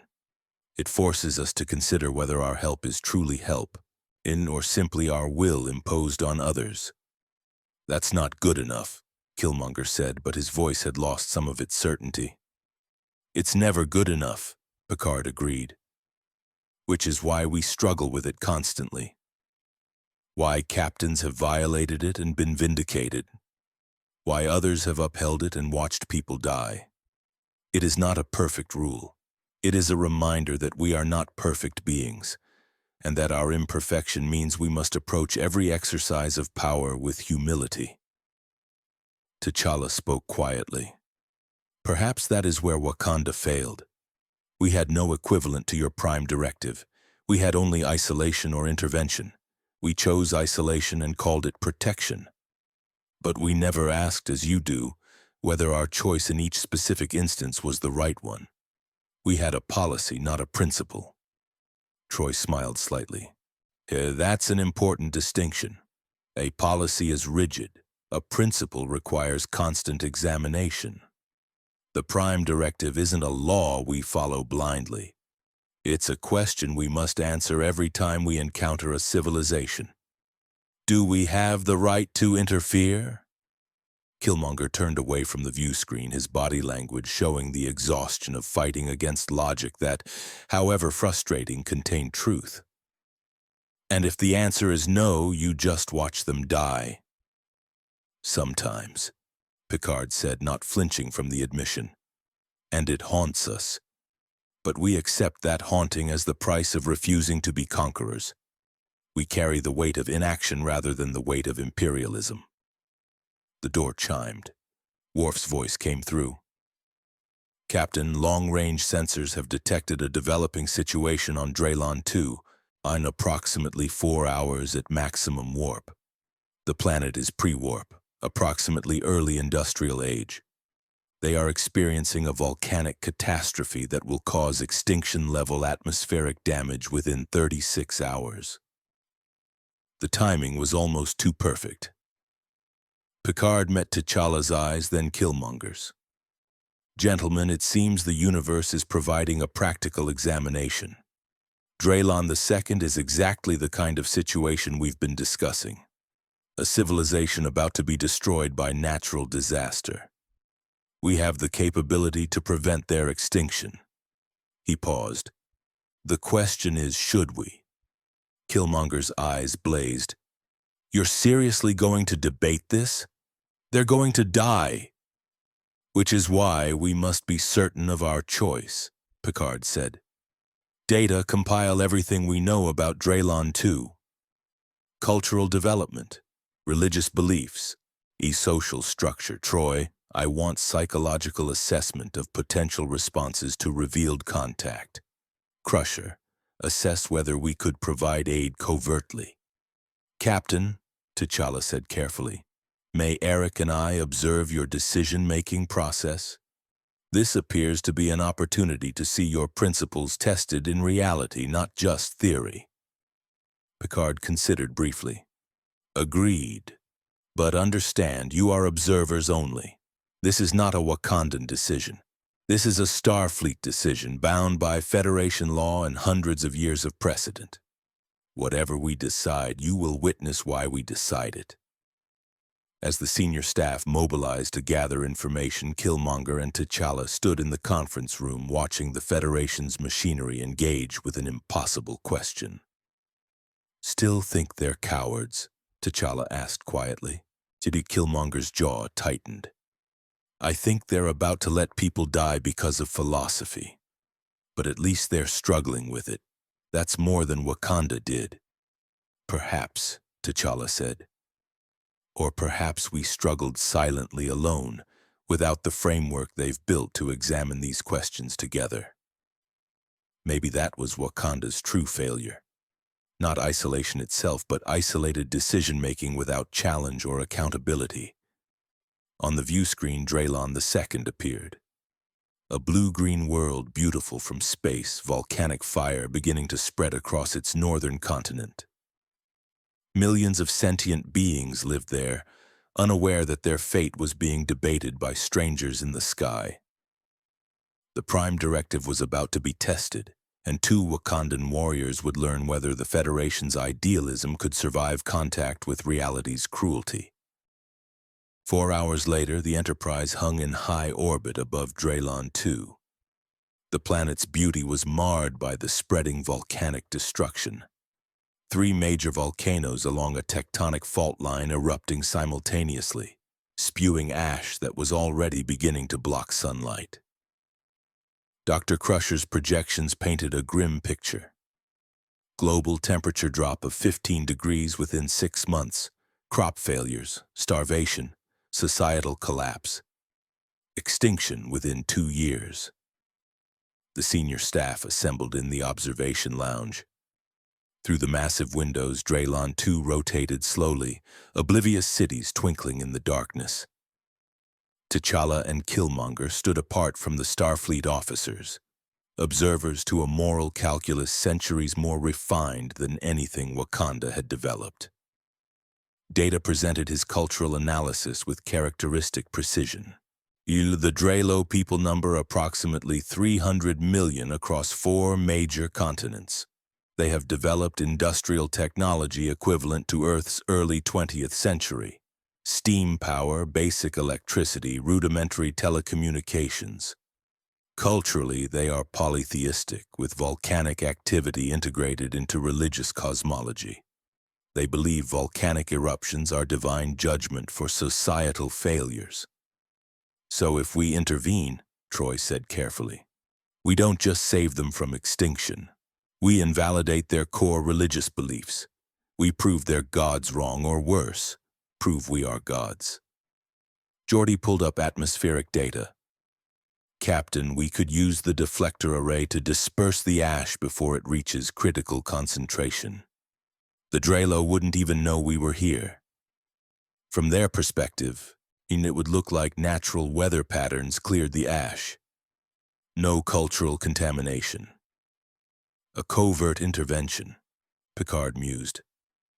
Technically within the bounds of the Prime Directive if we leave no evidence of our presence. Killmonger couldn't contain himself.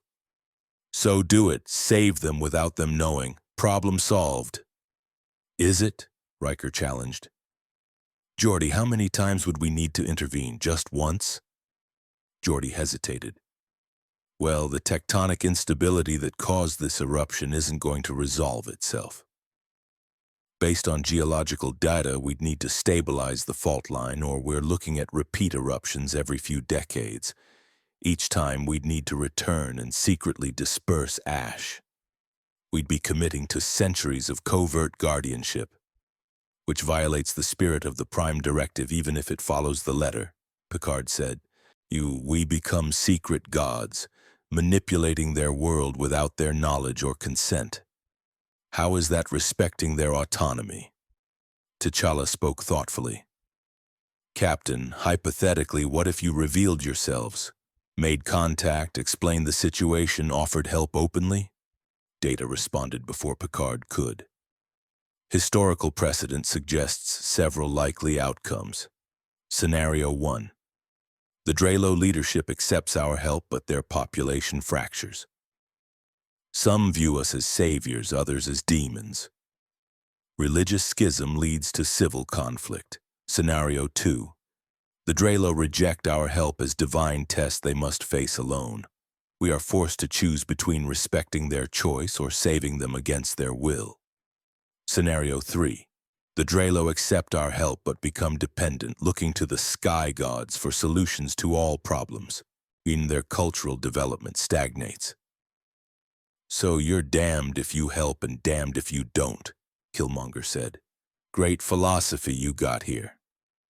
Worf's growl carried unexpected sympathy.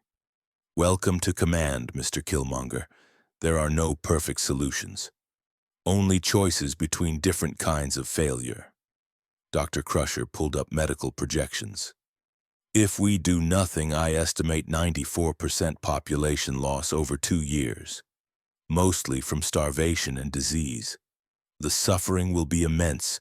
Children will starve slowly while their parents watch helplessly. Her voice tightened. I became a doctor to prevent suffering. This principle asks me to accept suffering I could prevent, because preventing it might cause greater suffering later, Picard said gently.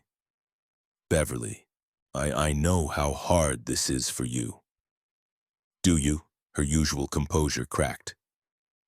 Jean-Luc, I'll be lying in bed tonight knowing children are dying down there, knowing I could replicate food, transport medicine, teach them basic sanitation, and I'm choosing not to because of a rule.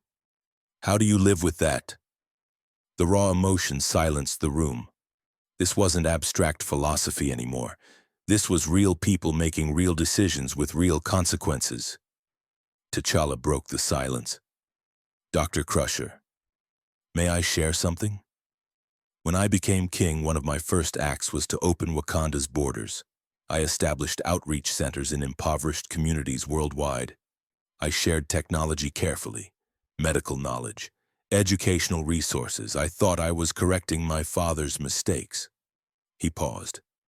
Within 6 months, and I had inadvertently destabilized 3 regions. Communities that received Wakandan aid became targets for theft, violence from those without access. Warlords tried to seize our medical centers. Governments accused us of colonialism disguised as charity. And some communities rejected our help, seeing it as offensive, as if we believed them incapable of solving their own problems. So you stopped helping? Killmonger challenged. No, I learned to help differently. To ask what was needed rather than assume.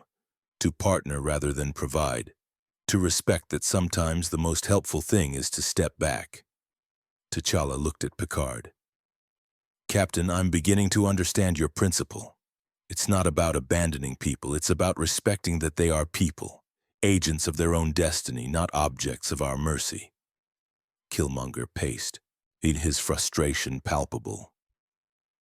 That's pretty words, T'Challa. But there's 300 million people down there about to die. You really gonna tell me the respectful thing is to let them? Troy approached Killmonger carefully. Eric, I sense your rage isn't really about the Drelo. It's about every time you felt abandoned. Every time the powerful could have helped and didn't. Your father, Wakanda, the American government. You're not just arguing for them. You're arguing for the child you were who needed help that never came. Killmonger's expression turned dangerous. Don't psychoanalyze me, lady. I'm not, Troy said gently. I'm acknowledging your pain. But Eric, if your pain drives the decision, we're not helping the Drelo. We're helping you heal. That's not the same thing. The words hit hard. Killmonger turned away. He's staring at the dying world below. Picard stood, moving to the window. I violated the Prime Directive twice in my career.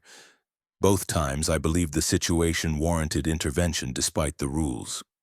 The first time I prevented cultural contamination that would have destroyed a society's belief structure. The second time I chose to save a civilization from extinction at the cost of revealing our presence. Both decisions haunt me, not because I regret them, but because I recognize I made those choices from my human perspective, imposing my values on others. I decided I knew better. And were you wrong? T'Challa asked. I don't know, Picard admitted. The civilization survived, but they're forever changed by my intervention. In one case, a promising young leader died because of chaos I indirectly caused. In another, their entire cultural cosmology shifted because they now know aliens exist. Did I help, or did I simply alter their trajectory in ways I'll never fully understand? Data added clinical perspective. The Prime Directive exists because statistically interference causes more harm than good in 73% of simulated scenarios. However, in 27% of scenarios, non-interference results in preventable extinction. There is no solution that optimizes for all outcomes. So you pick the least bad option, Riker summarized. That's command. Geordi pulled up communications data. Captain, I'm detecting Drelo radio transmissions. They're aware of the volcanic crisis. Their governments are mobilizing emergency responses. Evacuations, resource distribution, scientific analysis. They're trying to save themselves. Let's listen, Picard ordered. Data patched through translated Drelo communications. A voice, calm despite the crisis, filled the observation lounge. All citizens remain calm. The Ministry of Sciences is coordinating with religious leaders to address this catastrophe. Whether divine judgment or natural disaster, we will face it together. Evacuations proceed from the northern continent. We ask those in safe zones to open your homes to refugees. We are one people. We will survive this together or not at all.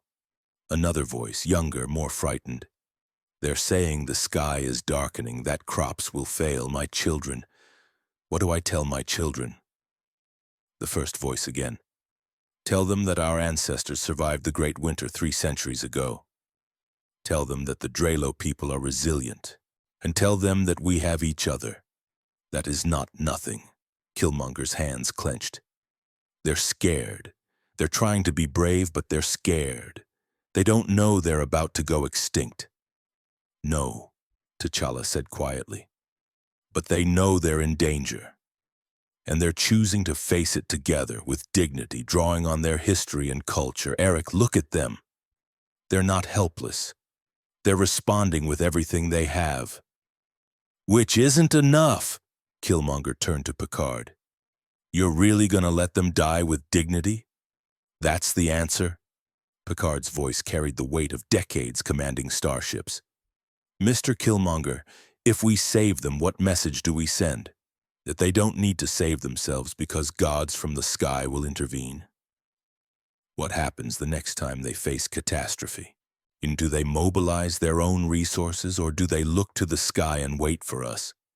We would steal their agency, their struggle, their triumph if they managed to survive.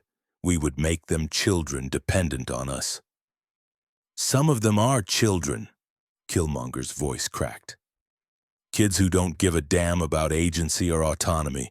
They just want to live. Dr. Crusher's eyes glistened.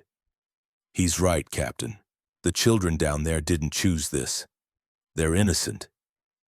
All life is innocent, Worf rumbled. That does not mean the universe spares them. The Klingon philosophy is clear. Life is struggle. To remove struggle is to remove meaning. These people face extinction.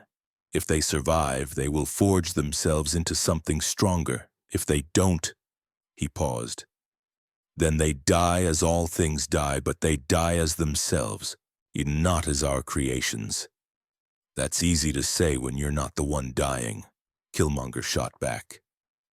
I have faced death many times, Worf replied with unexpected gentleness. And I would rather die as a Klingon than live as someone else's dependent. Perhaps the Drelo feel the same. T'Challa moved beside the window, watching the planet. Captain Picard, a question. If you knew with certainty that the Drelo would overcome this catastrophe on their own, that they would develop new technologies, unite their civilizations, emerge stronger, would that change your decision? Of course, Picard said, but we cannot know that. And if you knew with certainty they would go extinct without help, then I would be more inclined to intervene, but again, we cannot know. So you're deciding based on uncertainty, T'Challa concluded. You're choosing inaction not because it's definitely right, but because the consequences of action are too unpredictable. Yes, Picard admitted, which is itself a choice with consequences. We're not avoiding responsibility. We're choosing which responsibility to bear. Data interrupted, his tone urgent. Captain, I am detecting unusual seismic activity. The volcanic chain is spreading faster than projected. Dr. Crusher's original timeline is now optimistic. The Drelo have approximately 18 hours before ash concentration becomes lethal to exposed populations.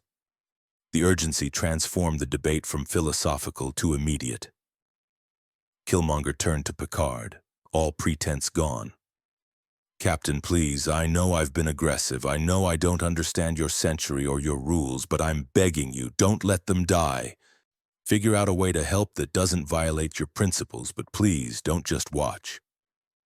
Picard saw in Killmonger's eyes the 8-year-old boy abandoned in Oakland. The child who learned that the powerful don't help, who built his entire worldview around that betrayal. And Picard had to decide, would the Federation prove that worldview right? There may be a third option. The voice cut through the tension, unexpected, omnipotent, amused. Reality shimmered in the center of the observation lounge, and a figure materialized. He wore a Starfleet captain's uniform from the 22nd century, though everyone in the room knew he'd never served a day in any fleet. His smile was simultaneously friendly and predatory. Q had arrived. "Oh, God," Riker muttered. "Close, number one," Q replied cheerfully. "But we prefer member of the Q continuum. Less baggage." He surveyed the room with theatrical interest, his gaze lingering on T'Challa and Killmonger. Well, well, enhanced humans from Earth's primitive era, arguing about the Prime Directive with Mon Capitaine. This is delicious. But the universe does provide the most entertaining scenarios. Picard's exhaustion translated to barely contained irritation. "Q, this is not the time for your games. We're dealing with a serious situation." "Oh, I know," Q snapped his fingers. The observation lounge transformed. They were no longer aboard the Enterprise. They stood on the surface of Draylon 2 in a city square packed with Drelo people. Ash fell like snow. Children cried. Adults moved with determined urgency, loading carts with possessions, heading toward evacuation points. The smell of sulfur hung thick. Above, the sky had turned sickly yellow. T'Challa and Killmonger immediately scanned for threats, warrior instincts engaged. Data and Worf moved to protective positions around Picard. But the Drelo people couldn't see them. They were ghosts, being observers outside normal space-time. "What is this?" T'Challa demanded. "A learning experience."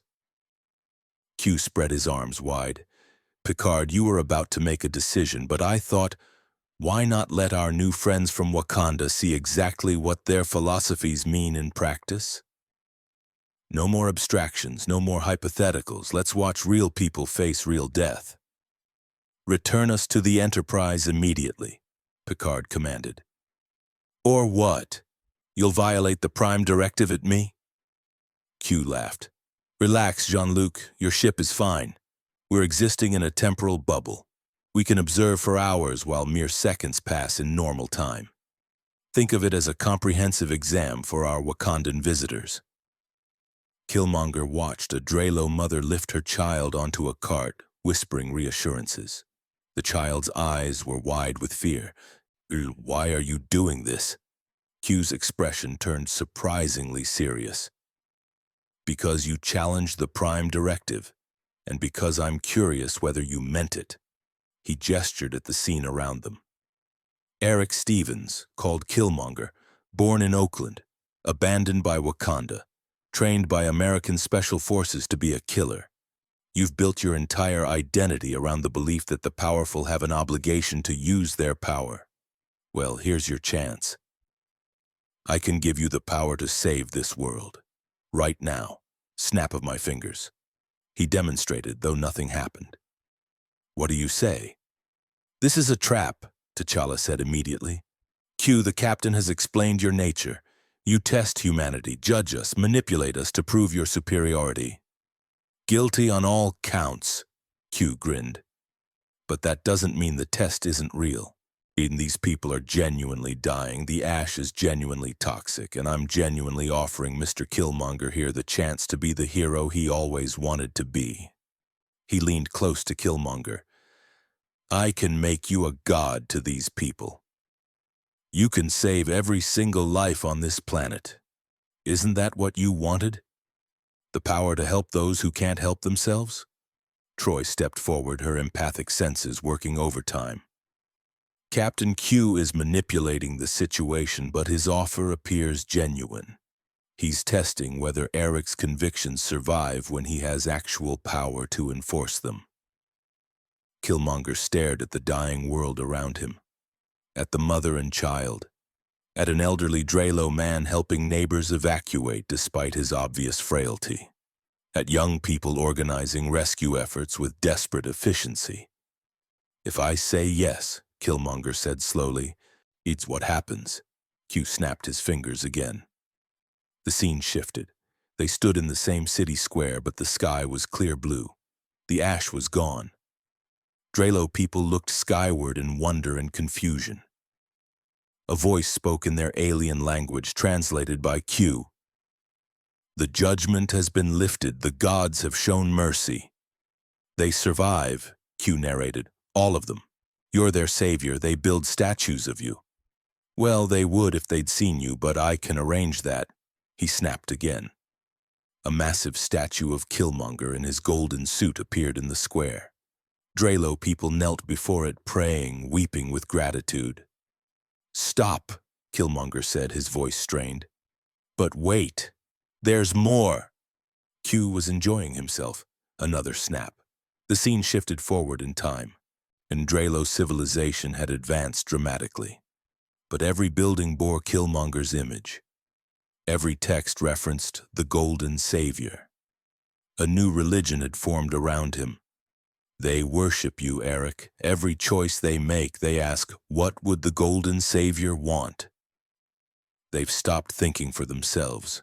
They've become dependent on waiting for you to save them from every crisis. You wanted to liberate people? Congratulations. You've enslaved them to your benevolence. The scene shifted again. Now the Drelo world was at war. Two factions, each claiming to represent Killmonger's true teachings, slaughtered each other with weapons they'd developed in his name. Or perhaps this version, Q continued, where your intervention creates schism, where half believe you're a god and half believe you're a demon, where your help becomes the catalyst for holy war. Enough, T'Challa shouted. You've made your point. Have I? Q turned to T'Challa. Your Majesty, let's examine your philosophy too. Another snap. They stood in Wakanda, but not the Wakanda T'Challa knew. This Wakanda was primitive, its people living in mud huts, vibranium meteorite visible in the distance but unused. What if your ancestors had chosen differently? What if they'd shared vibranium with the world from the beginning? The scene shifted through centuries. Vibranium weapons spread across the globe. Wars became more lethal, then more lethal again, then catastrophically lethal. Cities burned, millions died, until finally Earth was a scorched wasteland, humanity nearly extinct, destroyed by its own power. Or perhaps, Q continued, shifting the scene to show a vibrant, technologically advanced Earth united under Wakandan leadership. This version, where Wakanda enforced peace, conquered for everyone's own good, brought enlightenment at the point of a vibranium spear, peace, prosperity, progress, all purchased with subjugation. Is this the world you would have chosen, T'Challa? Where your people are masters and everyone else is, what? Subjects? Children? T'Challa watched his nightmare made manifest, Wakanda becoming the colonizer instead of the colonized. Q turned to Picard, his expression shifting to something almost respectful. And you, Jean-Luc, always so certain the Prime Directive is right. Snap. They stood on dozens of worlds in sequence, Civilizations that died because the Federation didn't intervene.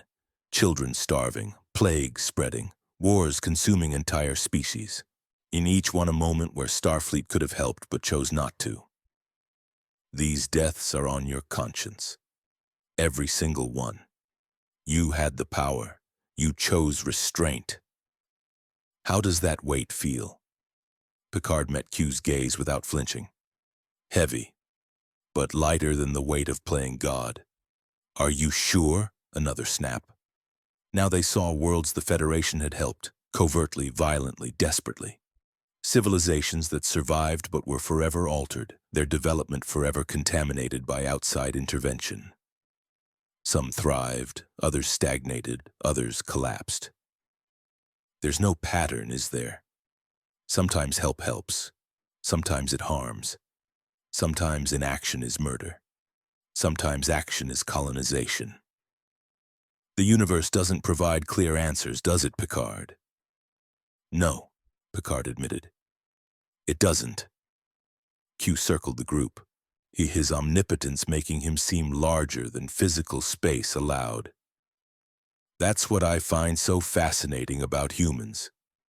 You created a principle, the prime directive, knowing it was imperfect, knowing you'd struggle with it, knowing you'd sometimes violate it. But you keep it anyway, not because it's right, but because it forces you to question whether you have the right to impose your will on others. He looked at Killmonger. Do you understand now? It's not about cowardice. It's about humility. Killmonger's voice was rough. Humility doesn't save lives. No, Q agreed, but arrogance destroys them, sometimes slowly, sometimes quickly, always completely. He snapped his fingers. They were back in the observation lounge aboard the Enterprise. Normal time resumed. Here's my gift to all of you. I'm going to save the Drelo. Right now. I completely, permanently. Q, don't... Picard started. Too late. Through the observation windows, they watched impossible science unfold. The volcanic chain on Drelon 2 simply stopped. The ash in the atmosphere dispersed. The tectonic instability stabilized. In seconds, Q had rendered the crisis non-existent. There, Q said simply. 300 million lives saved. No cultural contamination. From their perspective, the catastrophe simply ended as mysteriously as it began. They'll develop myths about it, religious explanations, scientific theories, but they'll survive to develop them, problem solved. Why? Picard demanded. What's your purpose? Q's smile faded, replaced by something ancient and weary. Because I wanted you all to understand something. And the Q Continuum has the power to save every civilization in the galaxy from every threat. We could prevent every preventable death, cure every disease, stop every war. We could make the universe a paradise. He paused. And we don't. Because if we did, nothing else would matter. Every species would become nothing more than our pets. Their triumphs meaningless because they'd all be our gifts. Their failures irrelevant because we'd just fix everything. We would rob existence itself of meaning. He looked at each of them in turn. You humans with your precious prime directive. You've stumbled onto the same truth we learned billions of years ago. Power without restraint is tyranny, even when benevolent. Especially when benevolent, so we watch, we test. Occasionally, we intervene when we believe a species has something truly remarkable to offer the cosmos. But mostly we let the universe unfold according to its own chaotic, beautiful, terrible logic. T'Challa spoke carefully. You saved the Drelo to prove you could, but you don't believe you should have. Correct, Q said. I violated my own principles because I wanted to show you something. The weight of playing God is heavier than you imagine. I just saved 300 million lives. I'm also responsible for every choice they now make with the lives I preserved. If they go on to create great art, I can take credit. If they develop weapons that destroy other civilizations, that's on me too. I've become tangled in their fate. That's the price of intervention. Killmonger looked at the restored planet. But they're alive, and that has to count for something. Does it? Q challenged. Or have I simply delayed their eventual fate? Draylon II's sun will go supernova in 6 million years. Was I supposed to move their planet too? And then what? When does my responsibility end? When do they get to face the universe on their own terms? He smiled sadly. You see the problem? Help once and you're committed forever. Or you're a monster who helps arbitrarily, saving some and letting others die based on your whims. Picard understood. You saved them to prove the Prime Directive is necessary. Because you can never save everyone, and choosing who to save makes you a tyrant, not a savior. Gold star for the captain, Q said. Though I also did it because I'm fond of you humans. At your stubborn insistence on struggling with questions that have no answers. It's endearing. He turned to Killmonger and T'Challa. You two, cousins, warriors, philosophers. You represent humanity's eternal debate. Act or abstain. Help or respect autonomy. Intervene or trust in organic development. Neither of you is wrong. You're both right. You're also both wrong. That's what makes you human. So what's the answer? Killmonger demanded. If you're so wise, tell us. Q's expression turned genuinely compassionate. The answer is to keep asking the question, to struggle with it every single time, to never let it become easy.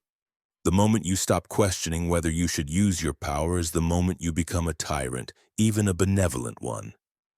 He looked at T'Challa. Your father isolated Wakanda and carried the weight of everyone his inaction didn't help. You opened Wakanda and carried the weight of everyone your intervention harmed. Neither approach was wrong. Both were incomplete. He looked at Killmonger. You wanted revolution, to arm the oppressed, to use power to enforce justice, and you know what? Maybe that was right in your time, in your circumstances, but power always corrupts, Eric, always. Even the power to help, especially the power to help, because helping feels good and soon you're helping whether they want it or not. T'Challa and Killmonger stood silent, processing. Q turned to Picard. You've done well with them, Jean-Luc, in showing them that the Federation's idealism isn't naivety. It's hard-won wisdom purchased with the blood of everyone who tried easier answers. He started to fade. Oh, one more thing. The Drelo are going to have visitors soon. Several species detected the volcanic crisis before I resolved it. Some will try to make contact. How the Federation responds to other powers potentially violating the Prime Directive, well, that should be educational for our Wakandan friends. Q, wait, Picard started, but Q was gone. Only his parting words echoed. The test isn't over, Jean-Luc. It's never over. The long-range sensors registered the incoming vessels 12 hours after Q's departure. Data's analysis was immediate and troubling. Captain, I am detecting 4 distinct signatures approaching Draylon 2. 1 Ferengi cargo vessel, 1 Orion privateer, 1 unidentified ship with Breen energy signatures, and... He paused, recalculating. A Cardassian science vessel operating suspiciously far from their normal territory. Picard stood from his command chair, the weight of Q's lesson still heavy on his shoulders. They've all come scavenging. The volcanic crisis was detected across multiple sectors. Now that it's mysteriously resolved, everyone wants to know how and why. T'Challa and Killmonger had remained on the bridge since Q's visit, both men processing what they'd witnessed, and the omnipotent being's demonstration had shaken their certainties in ways direct argument never could.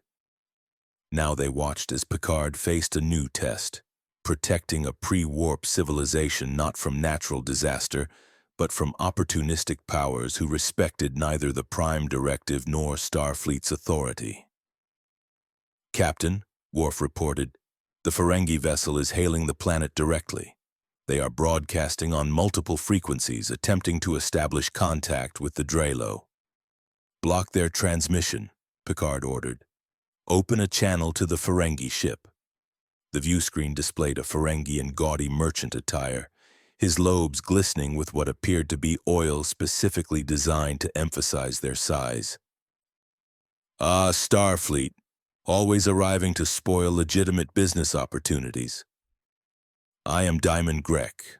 We detected a remarkable geological event on this planet and have come to offer our services. This world is under Federation protection, Picard stated firmly. It is a pre-warp civilization. First contact protocols are in effect. Federation protection?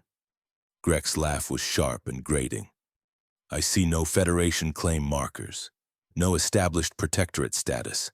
This world is in unclaimed space, ripe for commercial development. The Ferengi Alliance has every right to initiate trade negotiations. They are pre-warp, Picard repeated with forced patience. They have not achieved the technological sophistication to merit contact under the Treaty of... The Treaty of Armans only binds those who signed it, Grek interrupted. The Ferengi Alliance recognizes no such artificial limitations on commerce. If a species can trade, then they deserve the opportunity to trade. That's the 33rd rule of acquisition. It never hurts to suck up to the boss. In this case, potential customers.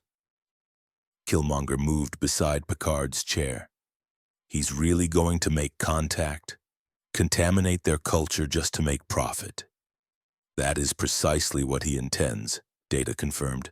Ferengi philosophy prioritizes profit above cultural preservation. They view the Prime Directive as irrational self-limitation. The Orion privateer's captain appeared in a split screen, a woman with distinctive green skin dressed in utilitarian combat gear that suggested more pirate than merchant. Enterprise, this is Captain Maris of the independent vessel Jade Serpent. We've detected unusual energy signatures from this planet. We're claiming salvage rights to any advanced technology responsible for the geological stabilization. There is no advanced technology to salvage, Picard said, stretching the truth. Q's intervention had left no physical trace. The volcanic crisis resolved through natural atmospheric conditions. Maris's skeptical expression made clear she didn't believe him. Natural, right. We're scanning the planet for unusual materials regardless. If we find anything valuable, it's ours by right of discovery. You will not approach the planet, Picard stated, his command voice absolute. This system is under Starfleet quarantine. Since when? The Ferengi demanded. You can't just claim unclaimed space. A third voice joined the channel, cold, measured, distinctly Cardassian. Captain Picard, how unexpected to encounter you here. I am Golevek. My science vessel is conducting legitimate research on unusual subspace phenomena. The sudden resolution of this planet's volcanic crisis suggests advanced particle manipulation, technology that would be of significant scientific interest to the Cardassian Union. T'Challa watched Picard's jaw tighten microscopically. Gulevek, Cardassian science vessels don't typically operate this far from your borders. What is your actual purpose here? Scientific curiosity, Evek replied smoothly. Though I notice your ship also traveled some distance to observe this unremarkable pre-warp world. One might question Starfleet's motivations as well. The fourth vessel, the Breen ship, maintained radio silence but continued its approach, sensors actively scanning the planet. Riker leaned close to Picard. Captain, we're outnumbered. If they all decide to ignore our warnings and make contact simultaneously, we can't stop all of them without opening fire. And firing on vessels that haven't technically committed hostile acts would be an act of war, Picard finished. I'm aware, number one. Killmonger spoke up, his voice carrying to the open channel. So let me get this straight. All you people showed up to exploit a planet that just barely survived extinction? To profit from their vulnerability? That's disgusting. Grek's eyes widened with recognition. Well, well, the Golden Warrior from the Romulan bounty notices. Tell me, are you for sale? The Ferengi Alliance could offer you very competitive terms for your services and that remarkable suit. I'm not for sale, Killmonger growled. Everything's for sale at the right price, Grek countered. No, that's the 98th rule of acquisition. Maris, the Orion captain, studied Killmonger with predatory interest. The Romulan's bounty notice was fascinating. Enhanced human warriors with advanced metallurgy. I wonder what Orion slave markets would pay for specimens like you. T'Challa stepped forward, his presence regal despite lacking his throne. You will not threaten my cousin, and you will not exploit the Drelo people. Captain Picard has established protection over this world. Honor that, or face the consequences. Consequences? Avek's tone dripped with condescension. Your Majesty, yes, we've all read the Romulan intelligence reports. You are refugees from the past with no legal standing in this century. You have no authority to threaten anyone. In fact, I'm quite curious about your Wakandan technology. Perhaps we should discuss extradition arrangements with Earth authorities. I'm certain the Cardassian Union and Earth could reach mutually beneficial agreements regarding your future. The situation was deteriorating rapidly. 4 ships, each with different motivations, all circling a vulnerable pre-warp world like predators around wounded prey. Picard had authority to protect the Drelo under Federation law, but these vessels operated under different legal frameworks, different philosophies, different values. Troy spoke quietly. Captain, the Drelo are detecting the orbital traffic. Their primitive sensors are registering multiple ships. They're going to know something unprecedented is happening. Data confirmed. Drelo communication networks are experiencing significant activity. Multiple governments are preparing announcements about visitors from beyond the sky. Captain, first contact is becoming inevitable whether we intend it or not. Picard turned to T'Challa and Killmonger. This is what the Prime Directive tries to prevent. Not just our interference, but the chaos that occurs when multiple advanced civilizations descend on an unprotected world. The Ferengi will offer trade that exploits them. The Orions will seek resources or slaves. The Cardassians will establish scientific outposts that become military bases. The Breen will do whatever the Breen do, no one ever knows for certain. The Drelo will be caught in the middle of galactic politics they're not prepared to navigate. So protect them, Killmonger urged. Fire on these ships, drive them away. And start 4 separate conflicts, Riker countered. The Ferengi Alliance, the Orion Syndicate, the Cardassian Union, and the Breen Confederacy would all have legitimate grievances against the Federation for unprovoked aggression. We'd risk war to protect one pre-warp world. Isn't that the point? Killmonger challenged. You said the Prime Directive was about protecting developing civilizations. Well, protect them. The Prime Directive protects them from us, Picard said. Not from everyone else. Federation law applies to Federation members. We cannot impose our values on sovereign powers who reject them. T'Challa's strategic mind raced. Captain, what if we made contact ourselves? Officially, before any of these other powers do. We reveal ourselves to the Drelo, explain the situation, and offer them Federation membership or protectorate status. And that would give you legal authority to exclude other powers. Data processed the proposal. King T'Challa's strategy has merit. Once formal diplomatic relations are established, we can cite Treaty of Armon's Article 7. Established first contact supersedes subsequent contact attempts by other powers. The Drelo would choose whether to engage with these other civilizations. But they're not ready, Dr. Crusher objected from her station. Psychologically, culturally. Data's own analysis said premature contact could shatter their society. Their society's about to be shattered anyway, Killmonger pointed out. At least this way they get a choice about who does the shattering. And the Federation seems like the least terrible option. Picard stood motionless, the weight of command crushing. He violate the Prime Directive to protect the Drelo from worse violations. Use his authority to impose Federation values on a developing world. Become exactly what the Prime Directive warned against, the powerful deciding what's best for the powerless.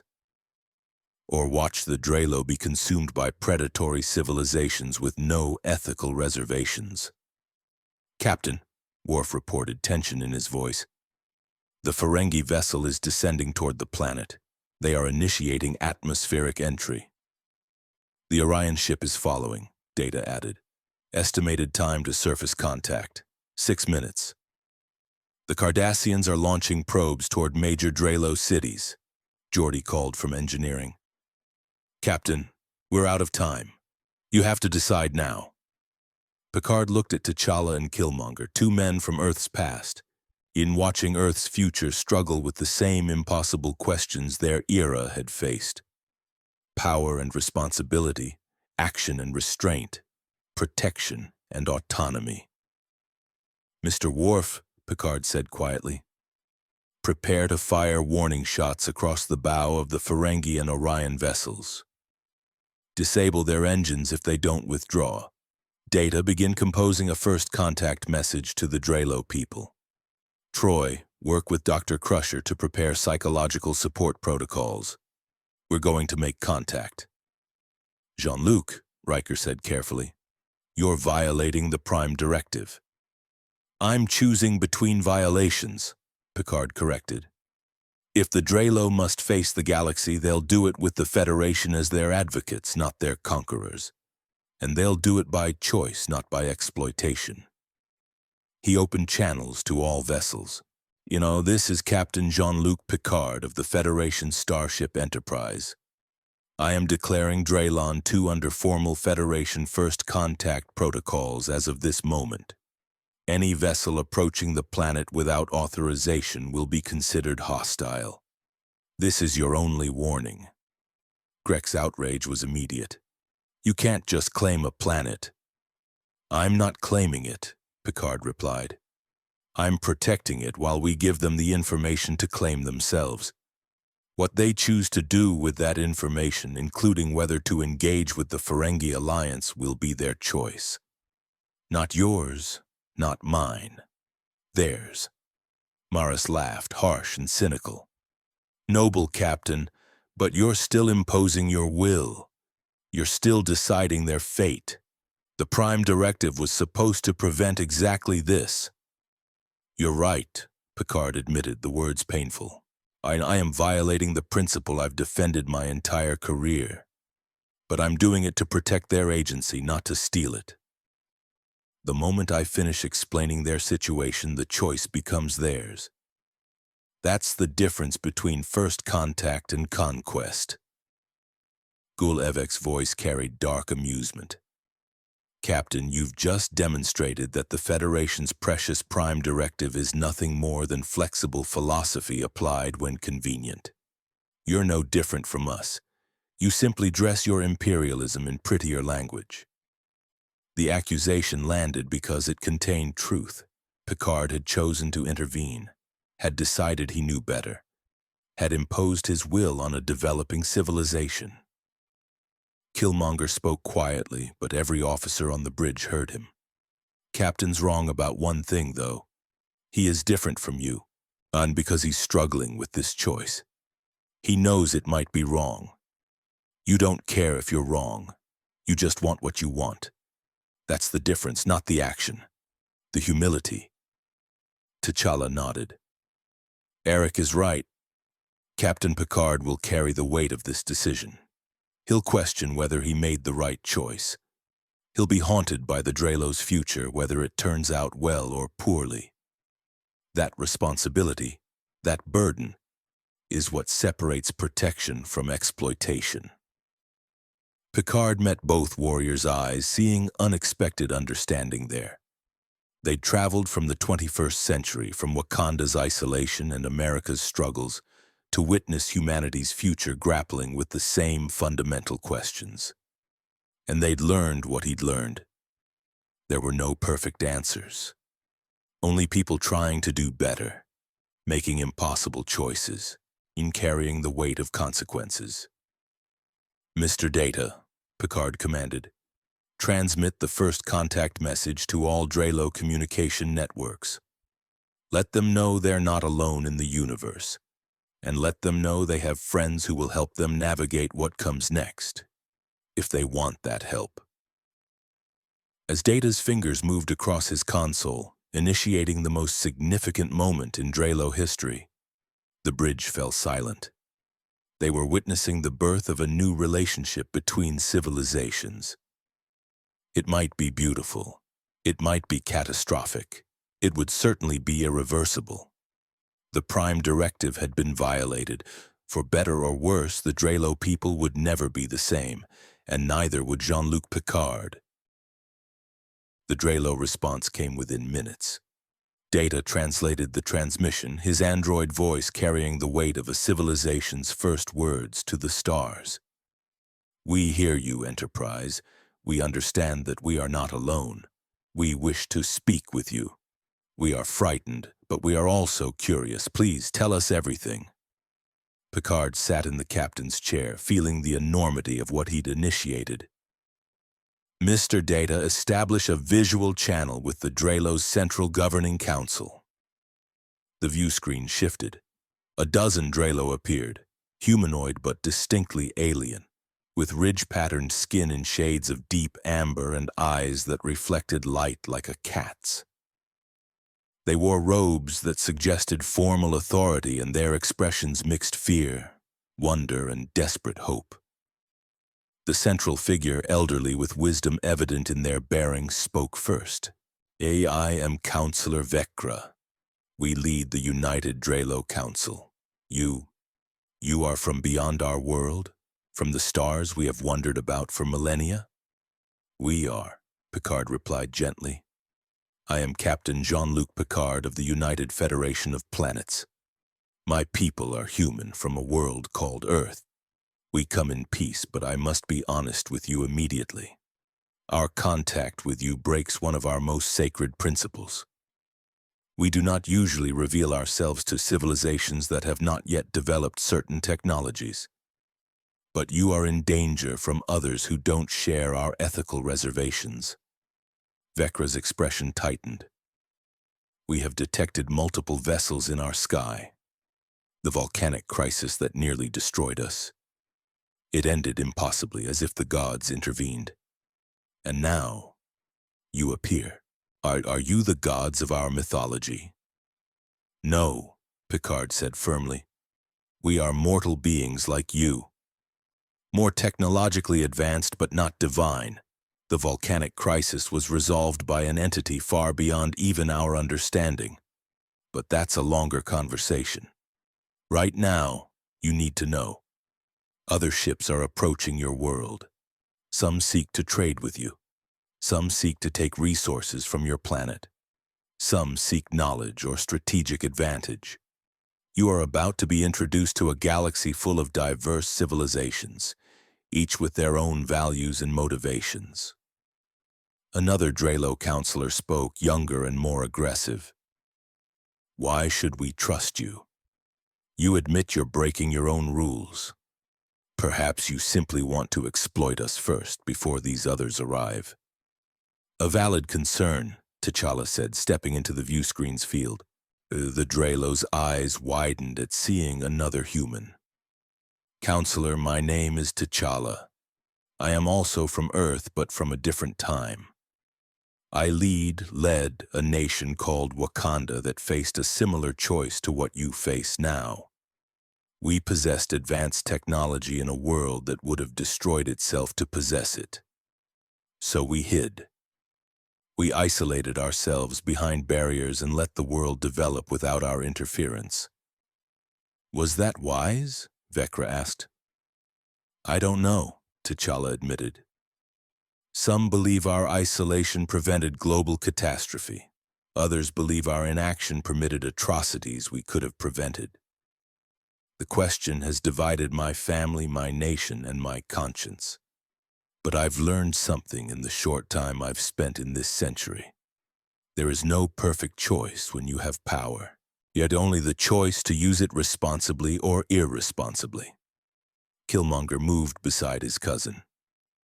Name's Eric Stevens. I'm T'Challa's cousin, and I disagree with him about basically everything. Where he chose isolation, I wanted intervention. I wanted to use Wakandan power to help people who were suffering by force if necessary. I thought that was righteous. He paused, the admission difficult. I was wrong. Not about wanting to help, that part was right. But about thinking I knew what help looked like for everyone else. About assuming my solutions were the right solutions. What changed your mind? The younger counselor asked.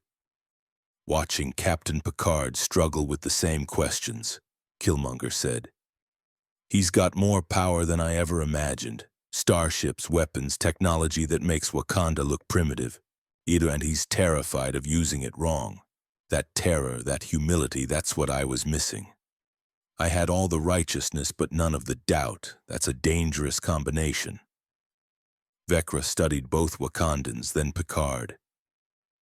Captain, you said we're in danger. Explain. Picard gestured, and data transmitted visual data to the Drelo screens. These vessels are from 4 different civilizations. The Ferengi seek profit through trade. They will offer you advanced technology in exchange for resources, labor, or strategic concessions. They are not inherently malicious, but they prioritize profit above all other concerns. The Orions operate outside conventional law. Pirates, slavers, traders in forbidden goods. They will take what they can by trade or force. And the Cardassians are a militaristic empire recovering from recent war. They will offer scientific exchange while establishing strategic outposts on your world. The Breen are unknown, even to us. They rarely communicate, and their motivations remain opaque. And the Federation? Vecra asked. What do you want from us? Nothing, Picard said simply. We want you to survive with your autonomy intact. If you choose to engage with the galaxy, we'll help you navigate it. If you choose isolation, we'll protect that choice. If you want to tell all of us, including the Federation, to leave your system, we'll honor that request. That seems too generous, the younger counselor said suspiciously. What's your true motivation? Dr. Crusher spoke from her station. Our true motivation is guilt, and the Federation has watched countless civilizations destroy themselves or be destroyed by contact with more advanced powers.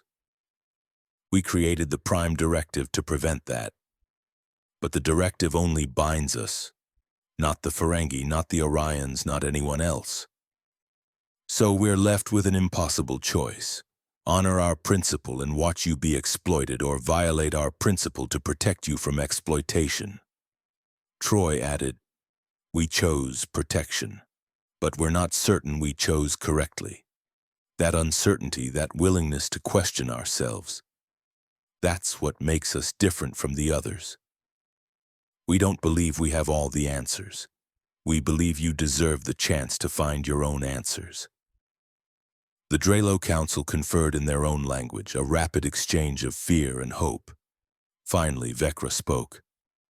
We need time to process this, to consult our people, to understand what this means for our future. Can you grant us that time? Can you keep these other vessels away while we decide? Yes, Picard said. The Enterprise will maintain a protective position, but Counselor, you need to understand. The moment we made contact, we changed your civilization forever.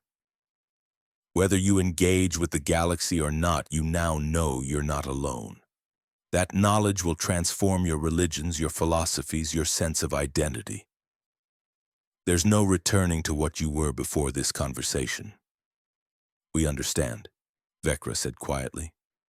The child who learns the house has doors cannot unlearn that knowledge. We have learned the universe has doors. Now we must decide whether to open them. The channel closed. The bridge remained silent for a long moment. Well, Riker said finally, we've done it. We've made first contact with a pre-warp civilization. Starfleet Command is going to have questions. Let them ask, Picard said wearily. I'll provide answers, and I'll accept whatever consequences come from my decision. Worf's console beeped urgently. Captain, the Ferengi and Orion vessels are withdrawing to high orbit. The Cardassians are maintaining position but have ceased their probe launches. The Breen ship... He paused. The Breen ship is transmitting. Audio only. A voice came through, distorted, mechanical, almost certainly filtered through translation software. Federation vessel. The Breen Confederacy acknowledges your first contact claim. We will observe from distance, but we will remember this precedent. The Prime Directive is now demonstrated to be flexible, and this flexibility may be cited in future situations. The channel closed. Threatening us with our own compromise, Geordi muttered. Great. T'Challa approached Picard. Captain, you've made powerful enemies today, and uncertain friends. The Drelo may choose to reject all contact, making your violation of the Prime Directive meaningless. Or they may choose poorly, allying with the Cardassians or Ferengi, and you'll be responsible for the consequences. How do you carry that weight? Poorly, Picard admitted. But I carry it because someone must. That's command. Making decisions with incomplete information, accepting responsibility for outcomes you can't fully control, and living with the consequences. Killmonger laughed without humor. You know what's funny? I spent my whole life thinking the powerful were cowards for not using their power. Turns out using power takes more courage than I gave them credit for. Because you have to live with what you've done. Inaction haunts you, but action haunts you worse. Either way, you're haunted. Welcome to adulthood, Riker said. It's all about choosing which ghosts you can live with. Data interrupted the philosophical moment. Captain, I am detecting a new arrival. Subspace signature indicates... His expression shifted to something approaching alarm. A Borg cube. The bridge went silent. Then chaos erupted. Red alert, Picard commanded. Shields maximum. All hands to battle stations. The view screen shifted to show the massive cube emerging from trans-warp, a perfect geometric nightmare bristling with weapons and assimilation technology. And the collective's hail came immediately. We are the Borg. You will be assimilated. Your biological and technological distinctiveness will be added to our own. Resistance is futile. But then the message changed, became more specific. Enhanced human warriors detected. Vibranium technology detected. Wakandan biological augmentation will be assimilated. Compliance is mandatory. T'Challa and Killmonger stared at the cube, a threat beyond anything their century had conceived. They want us, T'Challa said quietly. Yeah, Killmonger agreed. They want us. Question is, what are we going to do about it?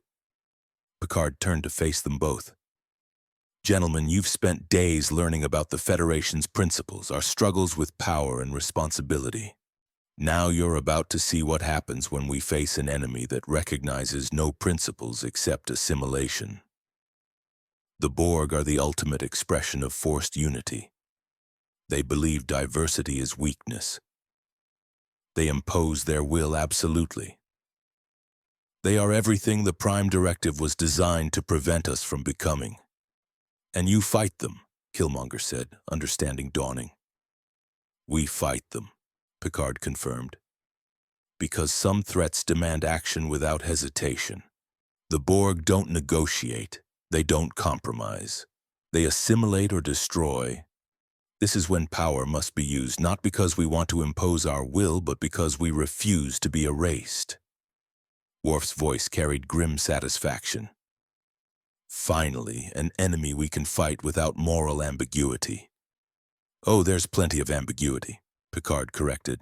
So the Borg are individuals enslaved by the collective. Every drone was once a person with hopes, dreams, families. When we destroy them, we're killing victims as much as enemies, but we destroy them anyway because the alternative is to join them.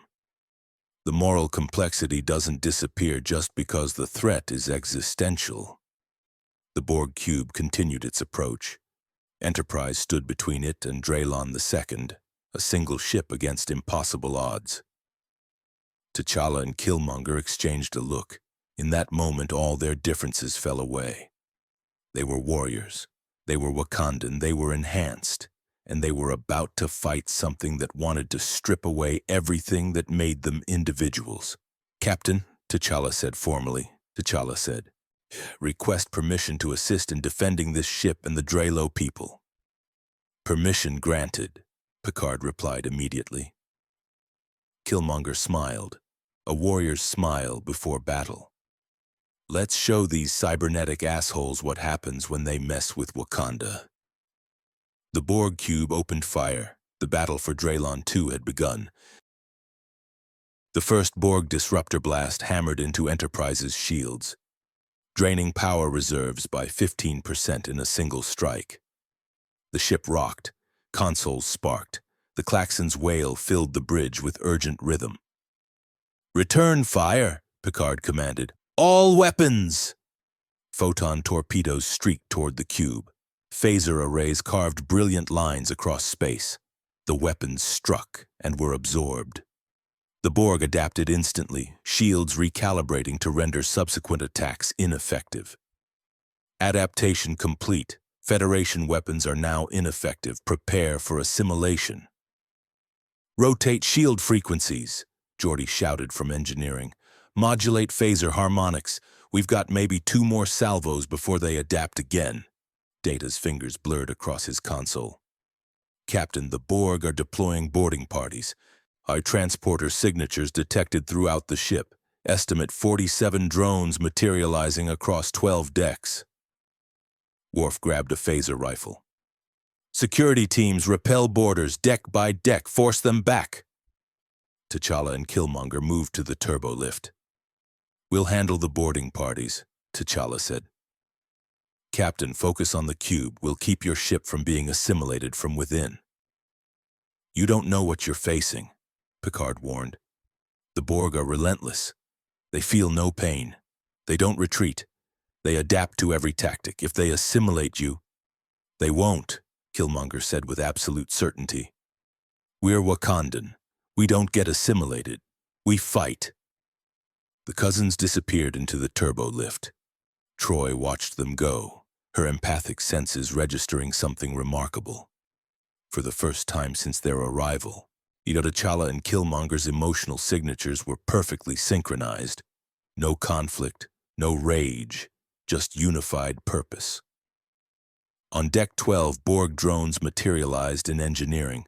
Geordi's team scattered, firing phasers that dropped 1, 2, 3 drones before the collective adapted.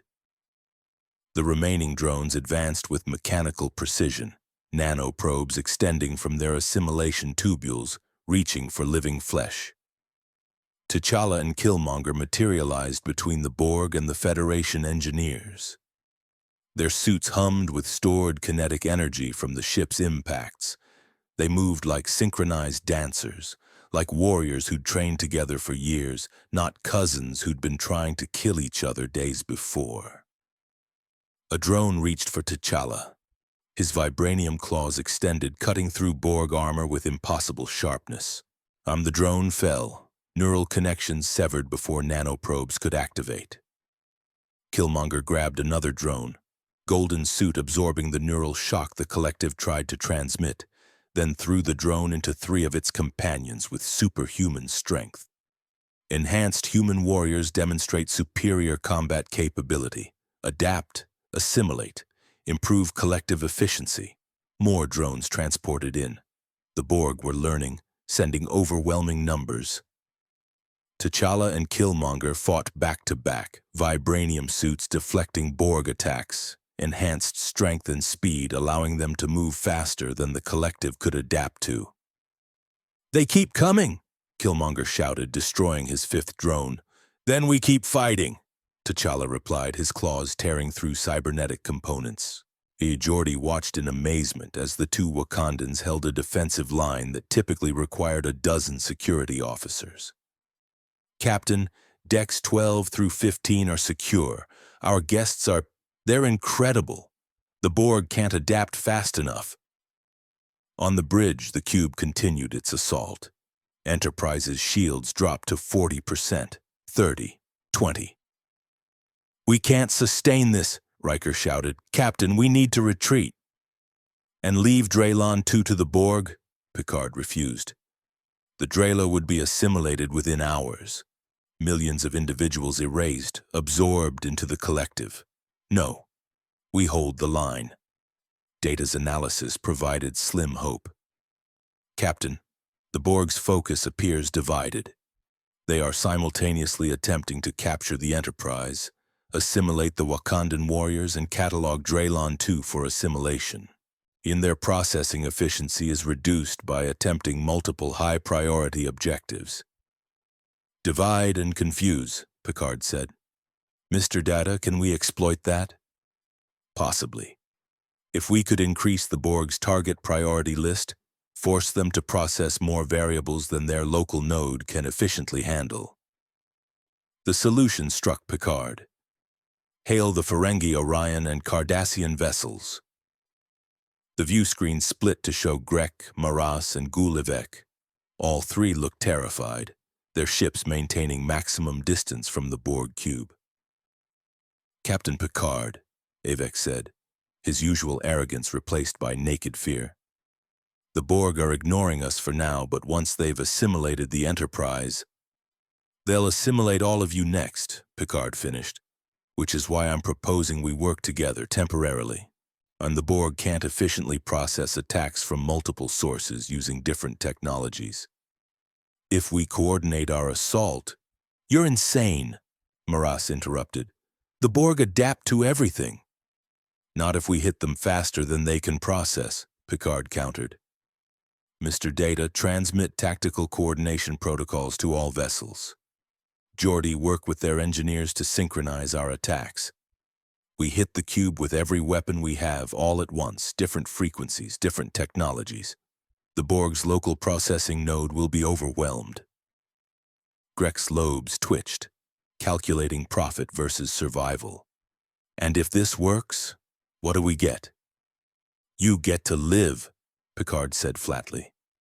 "And the Federation will owe you a debt.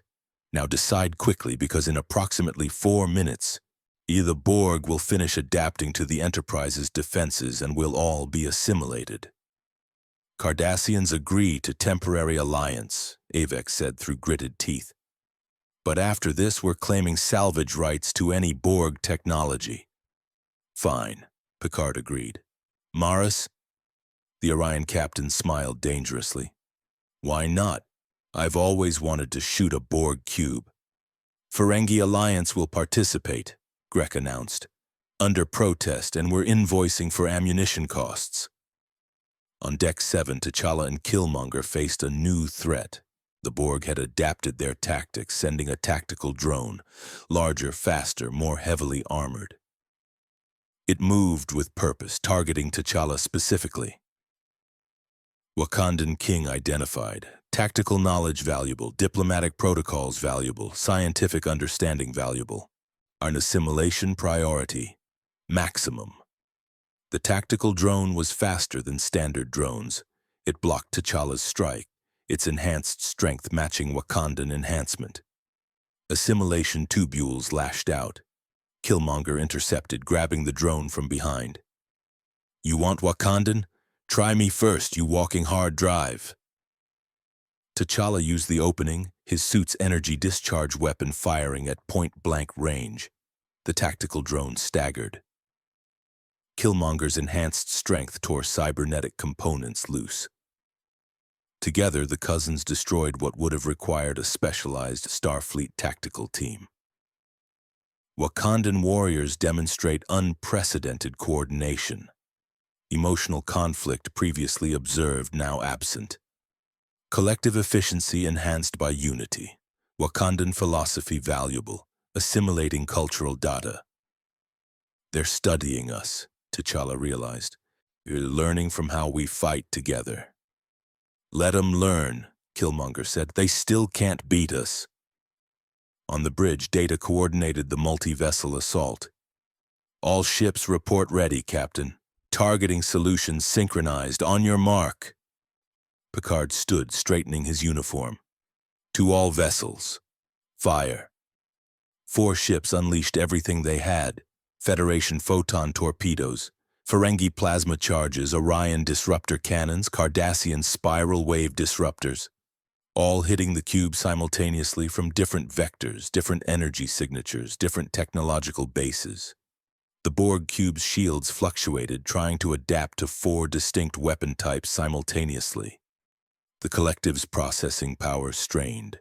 Adaptation cycles lagged. Damage penetrated. Adaptation cycle delayed. Multiple technological variants detected. Processing. Deprocessing. Shield efficiency reduced to 73%. Analyzing. Fire again, Picard commanded. Don't give them time to adapt. The second coordinated salvo struck. The cube's shields collapsed entirely in one quadrant. Explosions rippled across its hull. The perfect geometry cracked. Atmosphere vented from breached compartments. Damage sustained. Retreat and regenerate recommended. Priority objectives incomplete. Wakandan warriors not assimilated. Vibranium technology not acquired. Draylon 2 population not assimilated. Efficiency rating unacceptable. The cube began to withdraw, transwarp conduit forming. They're running, Riker said in disbelief. We actually made them retreat. Finish them, Gulevek's face showed savage satisfaction. While they're vulnerable. No, Picard commanded. Let them go. We've driven them off. That's enough. Enough? Evek's outrage was immediate. We could destroy them, eliminate a Borg cube permanently. At what cost? Picard countered. The drones aboard that cube are slaves, not willing participants. They're victims. We've saved Draylon II and the Enterprise. I won't commit genocide to satisfy vengeance. The Borg cube vanished into transwarp, leaving the system. Silence fell across the Allied vessels. They'd done the impossible, repelled a Borg cube through cooperation. Ferengi and Cardassian and Orion and Federation fighting side by side. T'Challa and Killmonger returned to the bridge, their suits scarred from Borg combat but fundamentally intact.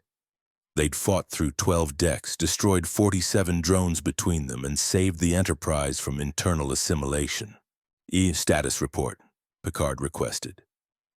Worf provided the grim statistics. Shields at 8%. Hull breaches on 6 decks. Casualties. 37 injured, 4 dead.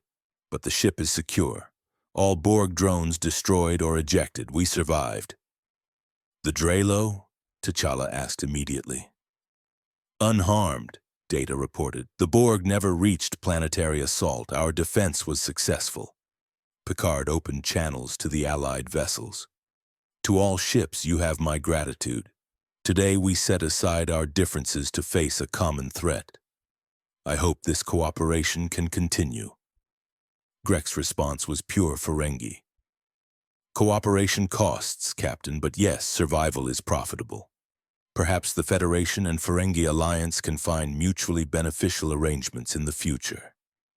Mara simply nodded. You fight well, Starfleet. Respect. Her ship turned and jumped to warp. Gulevek's expression remained calculating. Don't mistake necessity for friendship, Picard. The Cardassian Union cooperated because the alternative was assimilation. But we will remember that you possessed enhanced warriors and advanced metallurgy and didn't report them to galactic authorities. We will remember that you violated your own prime directive. And we will remember that the Federation's principles are negotiable. His ship departed, leaving the threat hanging. The Drelo Council hailed the Enterprise. Vecra's face showed awe and terror. Captain Picard, we witnessed the battle. We saw you defend our world against that collective. We saw ships that were enemies cooperate to survive. We saw warriors from your past fight machines from our nightmares. All right, we have made our decision. Picard braced himself for their choice. We choose to engage with the galaxy, but carefully, slowly. We wish to establish formal relations with the Federation, but we also wish to speak with these other civilizations, even those you warned us about. We want to learn from all of them, make our own assessments, chart our own course. We are frightened, but we are also curious, and we refuse to let fear prevent us from discovering who we might become among the stars.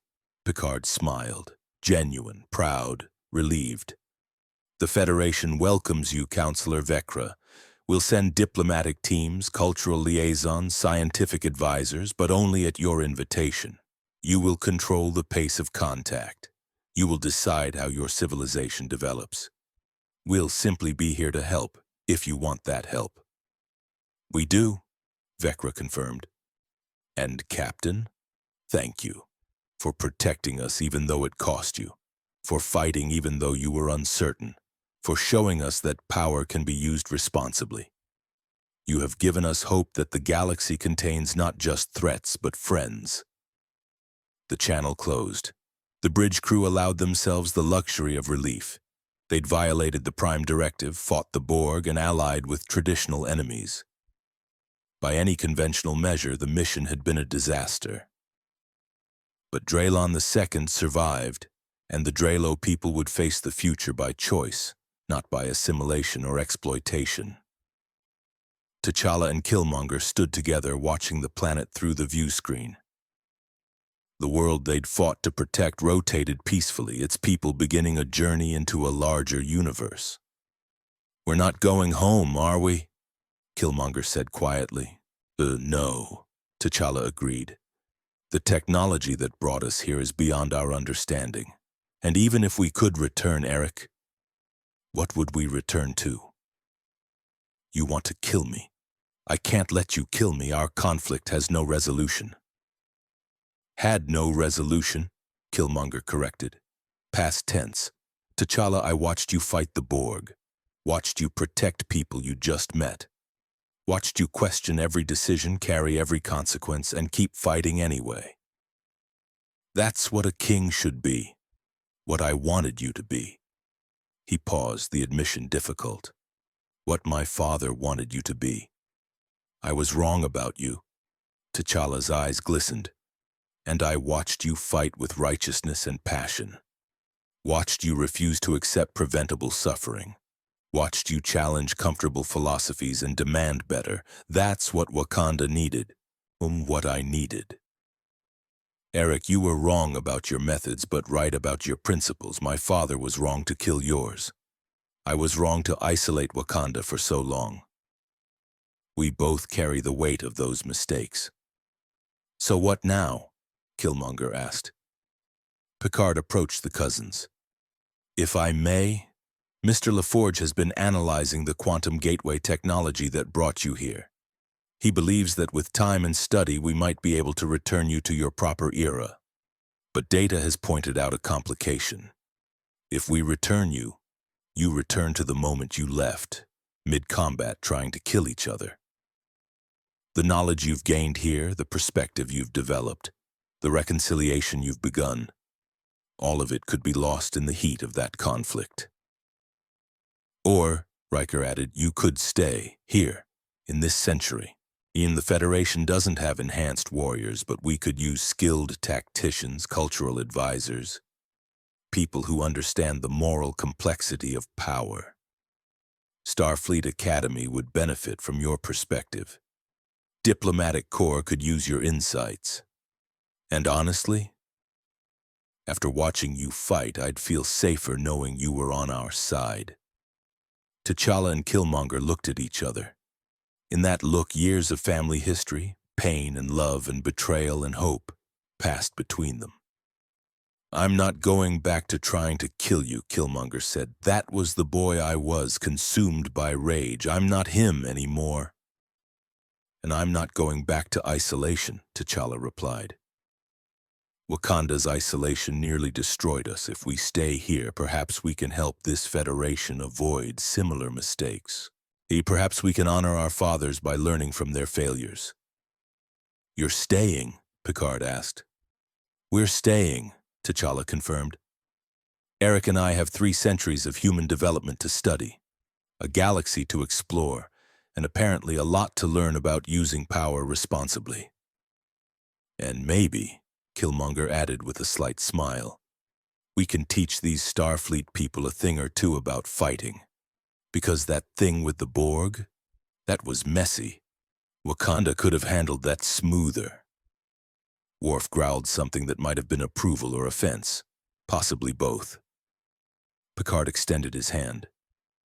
Welcome to the 24th century, gentlemen. Welcome to the Federation. And welcome aboard the Enterprise. Both Wakandans shook his hand. As they did, the observation lounge doors opened. Q materialized, applauding slowly. Bravo! Magnificent! The test is concluded and humanity has once again surprised me. You violated your principles to protect them. You allied with enemies to survive. You even made the Borg retreat. And best of all, you turned 2 warriors consumed by family hatred into allies. Well done, Picard. Well done indeed. What test? Picard demanded. Q, did you orchestrate all of this? Orchestrate is such a strong word, Q demurred. I simply provided opportunities. The Wakandans were already coming. I just nudged their quantum gateway slightly. The Borg were already hunting for enhanced warriors. I just gave them interesting coordinates. The Drelo crisis was entirely natural, though I did resolve it to make a point. Everything else?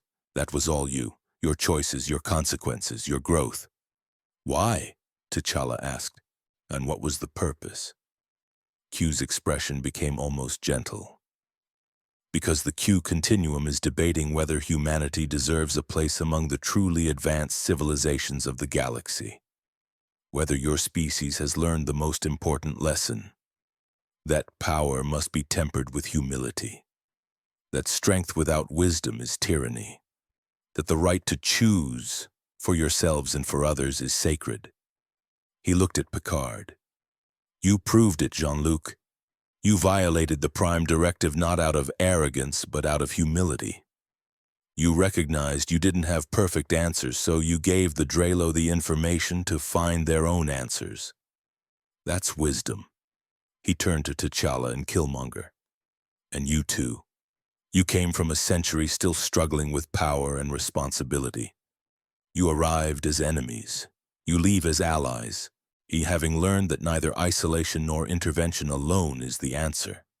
That wisdom lives in the constant negotiation between the two. Your presence will make the Federation better, more thoughtful, more willing to question its assumptions. Q began to fade. The trial never ends, Jean-Luc, but today you passed. Humanity earns another chance to prove itself worthy of the stars. He vanished, leaving silence in his wake. Data broke it with characteristic precision. Captain, I am detecting the quantum gateway signature again. It appears to be stabilizing, forming a permanent connection between our universe and the Wakandan one. The pathway home is opening. T'Challa and Killmonger looked at the forming portal, at the chance to return to everything they'd known. To Wakanda, to their era, to the conflicts that had defined them. And then they looked at each other and at the Enterprise crew who'd shown them a better way. Close it, T'Challa said. We're not going back. Our future is here. You sure, cousin? Killmonger asked. No throne, no revolution, no Wakanda, just this, the stars, the struggle, the endless questions without answers. I'm sure, T'Challa said. Because this is where we're needed, where we can make a difference, where we can honor our fathers by being better than they were. Killmonger nodded. Yeah, all right. Let's do this. Let's see what two Wakandans can teach the future about power, responsibility, and not being idiots about either one. The quantum gateway collapsed, severing the connection. T'Challa and Killmonger were stranded in the 24th century by choice, not by accident. Two enhanced warriors from Earth's hidden history are ready to help humanity's enlightened future navigate the same impossible questions their era had struggled with. Picard raised his hand. Mr. Data, set course for Starbase 74. We'll need to brief Starfleet Command about our guests, the Draylon First Contact and the Borg incursion. It's going to be a complicated report. Understatement of the century, Captain, Riker muttered. As the Enterprise turned toward home, T'Challa and Killmonger remained at the view screen, watching the stars stretch into warp streaks. Brothers in all but name, warriors without a kingdom, philosophers without easy answers. But together, finally, after lifetimes of conflict, together, and ahead of them infinite diversity and infinite combinations awaited. A galaxy full of impossible questions that would require both their perspectives to navigate. And the future was uncertain. The path was unclear. The answers were unknowable. But they would face it together as Wakanda had always been meant to face the universe, with strength, wisdom, and humility learned through struggle. The Enterprise resumed its mission of exploration, its crew forever changed by the presence of two warriors from Earth's past. T'Challa and Killmonger became fixtures aboard the flagship, consulting on diplomatic missions, training security personnel in Wakandan combat techniques, and offering perspectives that bridged the gap between the Federation's idealism and the galaxy's harsher realities. Captain Picard filed his report about the Draylon 2 First Contact and the Prime Directive violation. Starfleet Command debated for weeks before ultimately endorsing his decision, recognizing that principles matter most when they're tested, and that sometimes protecting agency requires revealing the existence of choice. The Draylon people thrived, their cautious engagement with multiple civilizations, giving them the diversity of perspective needed to chart their own course among the stars. The Borg remembered the enhanced warriors who fought with such coordination, adding Wakandan tactical unity to their tactical database as a phenomenon requiring further study. Somewhere in the collective's vast memory, 47 assimilated drones carried fragments of vibranium and enhanced human biology, waiting to be analyzed when the collective deemed the priority sufficient. But perhaps most importantly, two cousins who had arrived as blood enemies departed as brothers, still disagreeing about methods, still debating philosophy, still carrying the weight of their father's choices, but united in their commitment to use power responsibly, to question their own certainties, and to help the Federation remember that even enlightened civilizations must constantly examine whether their principles serve justice or simply convenience. Wakanda's isolation and Eric Stevens' revolution both ended in the 24th century, transformed into something neither man had imagined. Partnership in service of a vision larger than either philosophy alone could achieve. The stars held infinite questions. T'Challa and Killmonger would spend the rest of their lives exploring them together, honoring their heritage by refusing to let it limit their future. And aboard the Enterprise, Captain Jean-Luc Picard smiled, knowing that humanity's capacity for growth, for learning from the past while building toward a better future, had been proven once again.